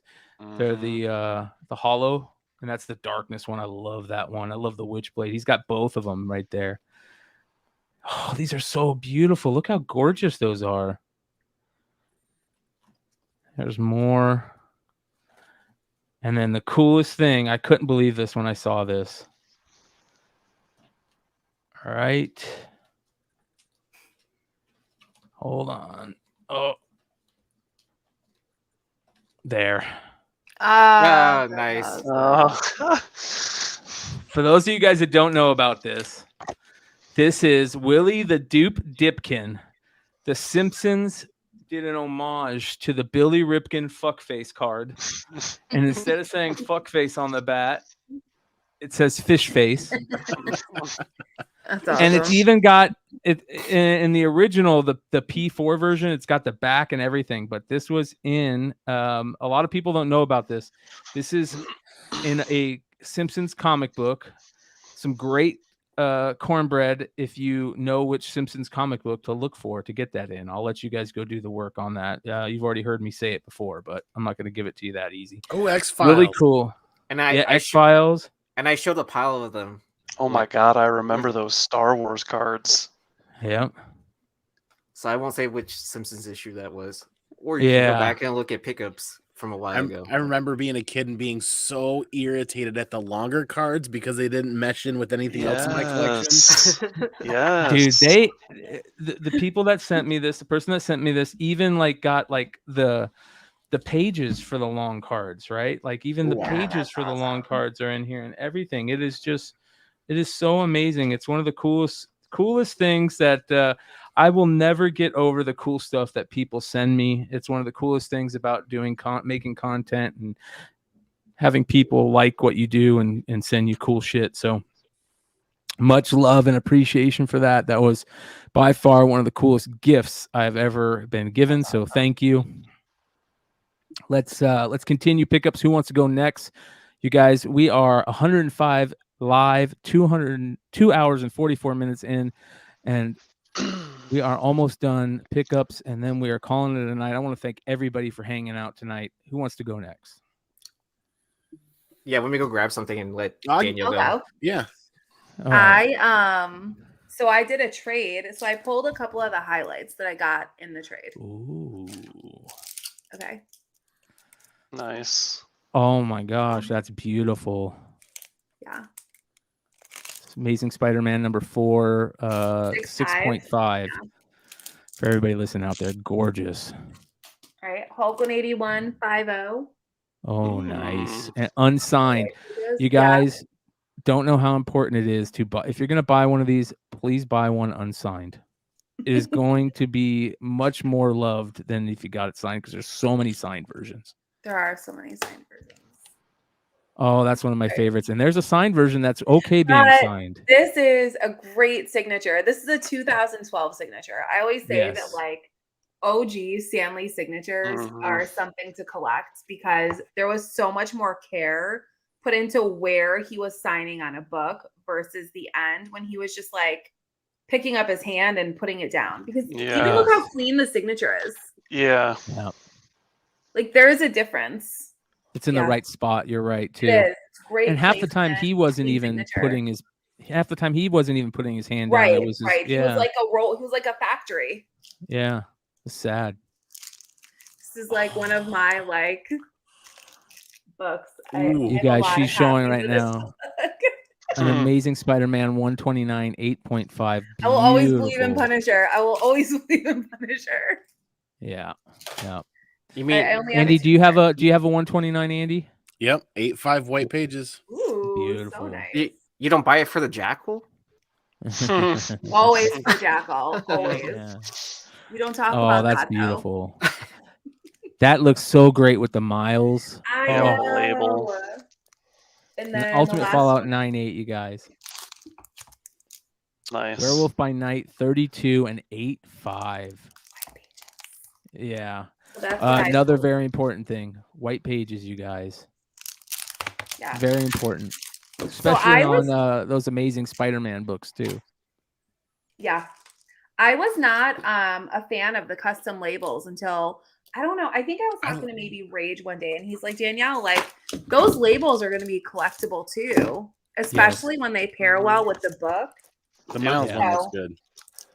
Yeah. Shout out to Rage. I love Theo. Great dude. Yeah, that's my guy. Yeah, it's great to get the custom labels because then like, they retire them, but like also if you have like the label and like something happens and you have to get it reslabbed, like they still like that you don't get the label. Like once it's retired, it's gone. So they can't save the label and put it back in? No. Yeah, like the Stan Lee labels, like you can't get those back again. Yeah. Tragic. So I bought some Bowman Chrome, but I actually ended up with a box of Valiant cards. Ooh, Wow. nice. What the hell? Cool. No, I'm just joking. Like, I'm still waiting on my Rip it. Bowman Chrome. I'm still waiting for my Bowman Chrome to come in. I thought I had the box in, but How many did you get? I bought 2 hobby boxes.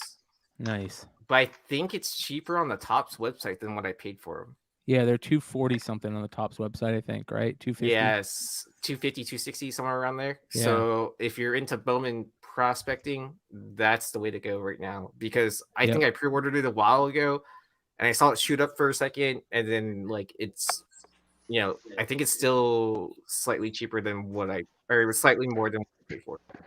Plus, you can pull Julio Rodriguez autos in there too, and Bobby Witt autos. I went to a comic shop in Houston for Black Friday yesterday. I met up with some Discord users, Hostway. Or no, I was supposed to meet up with Hostway, but he wasn't there. But I ended up meeting up with Johnny, who was already in line, like by the time I got there. But I did some digging around there. They were having 60% off of what the sticker prices were in back issues. Nice. Prowler #1 Solo Series second print. I love picking up this G.I. Joe European Missions issue. And Early Grant Morrison. And it does have the insert inside, which a lot of people overlook on that. Yep. Early Grant Morrison work right there. Very early Grant Morrison. Some early DeCall Marvel work. So this is Journey into Mystery 648. His first issue for this was 646. So that was DeCall's first Marvel cover. But why not add more books to the run that he was doing the work for that? I love this Ghost Spider 2099 cover variant, so I always pick it up when I see it. I like this Morales 15 because it has the Strange Academy preview in it. So I think someone was mentioning that on Drunken Chat one night. I love picking up Hastings covers, and I'll always pick them up no matter what. So this is Spider-Man 2099, and I'm a big Deadpool fan, so I'll pick them up anyways. The first book I found was a funny one. It's a parody of TMNT, so the adolescents radioactive black belt hamsters. Nice. So I always know that there's quite a few parody spin-off books of TMNT. This is the book that I'll probably make Red Hood jealous. Agent Carter. And so this is from the Marvel Unlimited, and it was like $4. So I was like, kind of like, how do you pass up on that? Because I know he's a huge Agent Carter fan. I know Greg Land has been getting a lot of attention recently, right? So Death of Wolverine, issue #4 variant. I love picking up these reprints. But I mean, so it's a copy I can actually sit there and read. But the best find I had there, I just picked this up because I liked it. The Marvel Fanfare, classic Black Widow cover. The best find I had there was a V for Vendetta set. It's only missing issues 1, 3, and 5, but I got all everything else for. They're all marked at $10 a piece. So $4? Nice. So, yeah. Nice. Yeah, that's awesome. So I just need to find 1, 3, and 5 to complete another set, and I'm just gonna try to build as many sets as possible until November 5th. And so not bad, dude. That's awesome. Well, because that's when the prices launch up for whatever. I mean, you know why. All right, Josh, you're up, brother. Oh, I'm going. All right, so everyone's gonna hate me for this, but I had to do it, dude. I love this cover. I don't care what anyone says. I know that was a whole debacle, but I freaking love this acetate cover with Deadpool in the tacos. So I had to do it. Hate me if you must. No, I remember. I passed the crown. Yeah, so if someone wants to clip that, go for it. But I had to do it. Shout out to the Hive Boys. Because they know I had been looking for this this was the 1 in 100 good boy. Dope cover. This was a deviant artist. I forget her name. But killer book, super tough to find. So I had shout out to them for that. Shout out to Hi Nathan if he's still watching for the putting me on to this Mr. Average #1. So this has like this predates The Simpsons by like a year and has an unauthorized Simpsons story inside of it. So super cool. Do you know I have the very first published Matt Groening artwork in a magazine? Oh, nice. Oh, that's cool. Is it the That's rabbit sweet. characters? It is the rabbit characters, and it is a gay men's magazine. Okay. Yeah. It's Okay. called Bathtub Magazine, and I swear that means code for gay men stuff. So I don't I'm just remember. being honest. I don't remember if I showed this off. This is Heartthrobs 30, but it's from Mexico. This is a Matt Baker cover. Oh wow, So Matt, I've only ever seen like 3 or 4 foreign Matt that's Baker really books. cool. Yeah. So I had to pick this up, especially because they made this chick's hair pink. Like in the US version, her hair is just blonde, but they did her hair pink. So I thought that was super dope. Everybody can hate me as much as you want for this, but I picked up 5 copies of this book. So Sorry. Good hate for away. you, brother. Hate Yeah, good away. for I had to do that damn plane and cat capture Wait, thing. hang on. Can you hold them up and flex them so I can take a photo? Yes, there you go. Go for it. I'll fan myself with them. I had to do that plane and cat capture thing 15 times to get these. So you guys Wow. can go, yeah, and I still got them. If 2022 never ended, I would be okay with that because it started with the Action Comics 1 page, and then and then it went for this, which I got back from CGC, and then 3 days ago I got this, Oh wow. which That's is awesome. Jim 83 from Mexico. This was done 11 months after the US. This is like only the 6th or 7th known copy of this book to That like is pop out. clean. It's Nice. probably like a 4.0. I mean, it's got The some colors, chippage though, going the on. colors Oh are yeah, sharp. it's Beautiful nice, colors. especially for being from Mexico. But like, I mean, And only dude. 7 in existence? That's that crazy. anyone's ever seen. Yeah, this is like the 6th or 7th one that's popped out of hiding in Wow. like over a decade.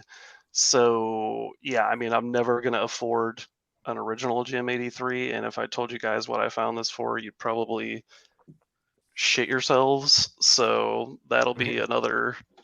That's like a monster grail. So that's what I got. That's awesome. All right, so when you come down to Texas, we're gonna take a trip to Mexico. Like, even though it's like Dude. an 8-hour drive from where I am, but you I'm know, down, it's totally man. worth it. Just bring your passport. Before we switch over to Andy, I can't bring up the Matt Groening stuff without showing what I meant. Here's the magazine. It's called Wet Magazine from October of 1978. You can buy one for $150 on eBay right now in very good condition. Very, very rare. Here is the interior, and here it is. Forbidden Words right here. Very small piece in the back, one of the very back parts of the book. Yep. So that's awesome. Yep. That's really cool. 1979. So way before the Simpsons were even a thought in his brain. Yeah. But be on the lookout for it. This, you guys, I'm going to be putting up available on the Discord at some point soon, my creator first list, which has all of my, creator first data throughout the years that I like to collect, and all the weird little letters pages and stuff. So make sure you guys sign up for the On the Radar Discord group. You can find information about it in the description of this show. All right, Andy, you're up, brother. Dude, yeah. Making a really big push in 2023 to, I don't know if I'll get it done, but we've been in second place in the CGC registry for Punisher Volume 2 collection for, 15 years now. And I've been chipping away. I promised myself that I would only buy books that I thought were like reasonably affordable and not pay the massive upcharge. And I just sat there and I'm like, what are you doing? There's this whole community out here of people that you can trade and buy from. It's like, reach out and use the community resources. And shout out to Daywalker in the community. I got a massive stack of original owner high grade Punisher books, and I'm hoping for 9.4 or better on all of them. 22 is one I've just has eluded me forever.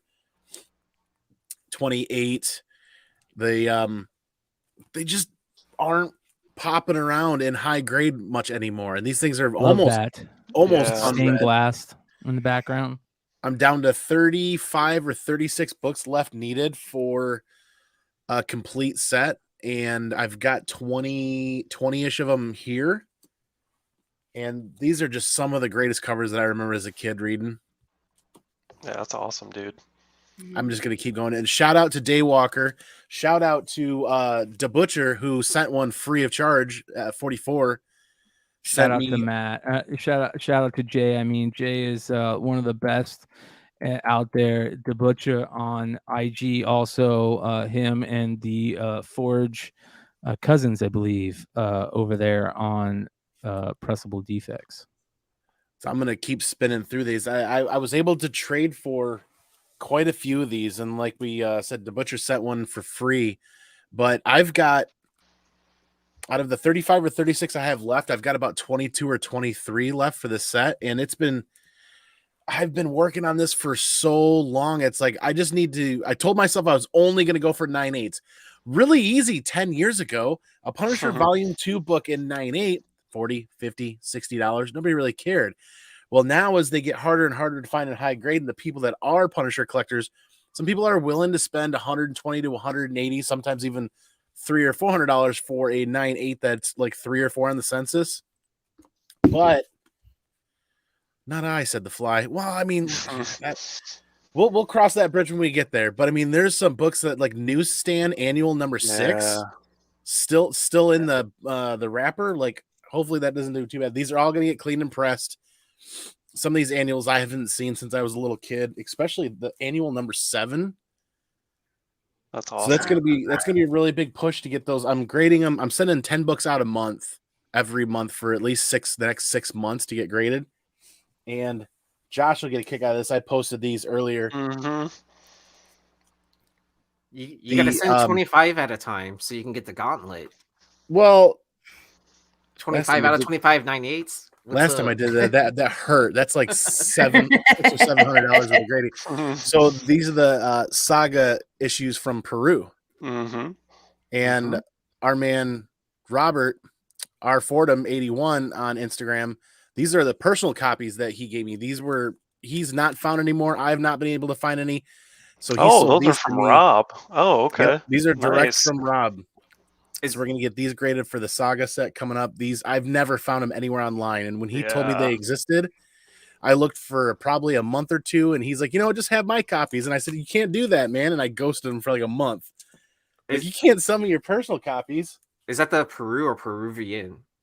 Yeah, They're Peru. It's that's the same thing. Oh, okay. Yeah, same I just thing. really like that they used the cover from the hardcover number 1 as a variant for the floppy issue of number 1. And then, of course, I keep stumbling on Afra books in the collection that I thought I had already sent in. So it's like, you can just send me a couple. I won't complain. I'm gonna have to start sending them out at some point. Like, I might include one in the community giveaway or something like that. But there's gonna be a lot of books going to CGC, so it's like I'm gonna have to do something about selling again, because it was a lot of fun. The last couple of months haven't been great, but have you tried short box for slabs? I have actually. That was where my last I sold a copy of ASM 4, the first Silk, on short box because of that news. That was really nice. Those guys are phenomenal support team over there. It's just it's another great tool in that toolbox. As somebody I'm not like Nerdy Girl or Josh or some of the other people in the community where it's a much bigger presence in their lives, where I'm just trying to make room for more of the collection that I'm buying coming in. Yeah.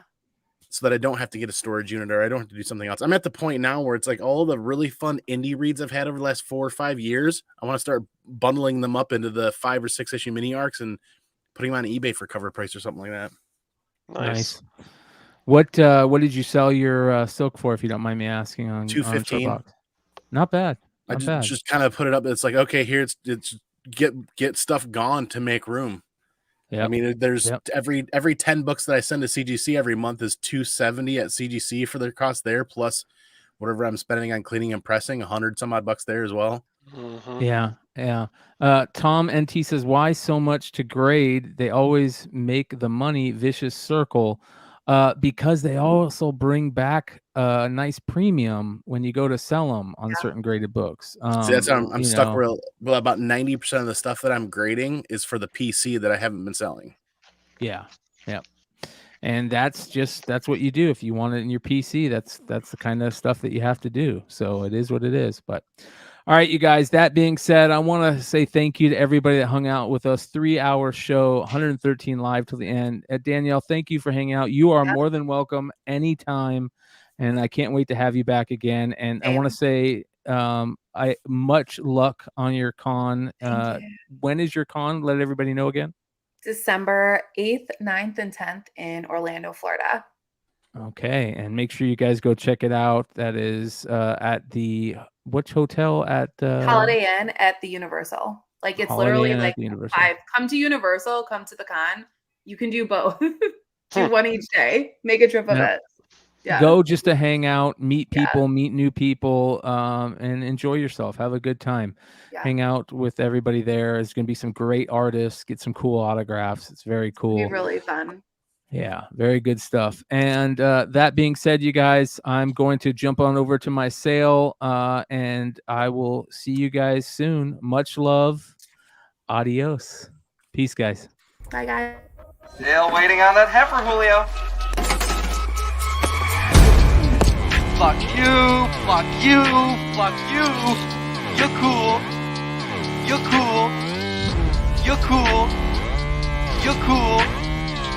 And fuck you, I'm out.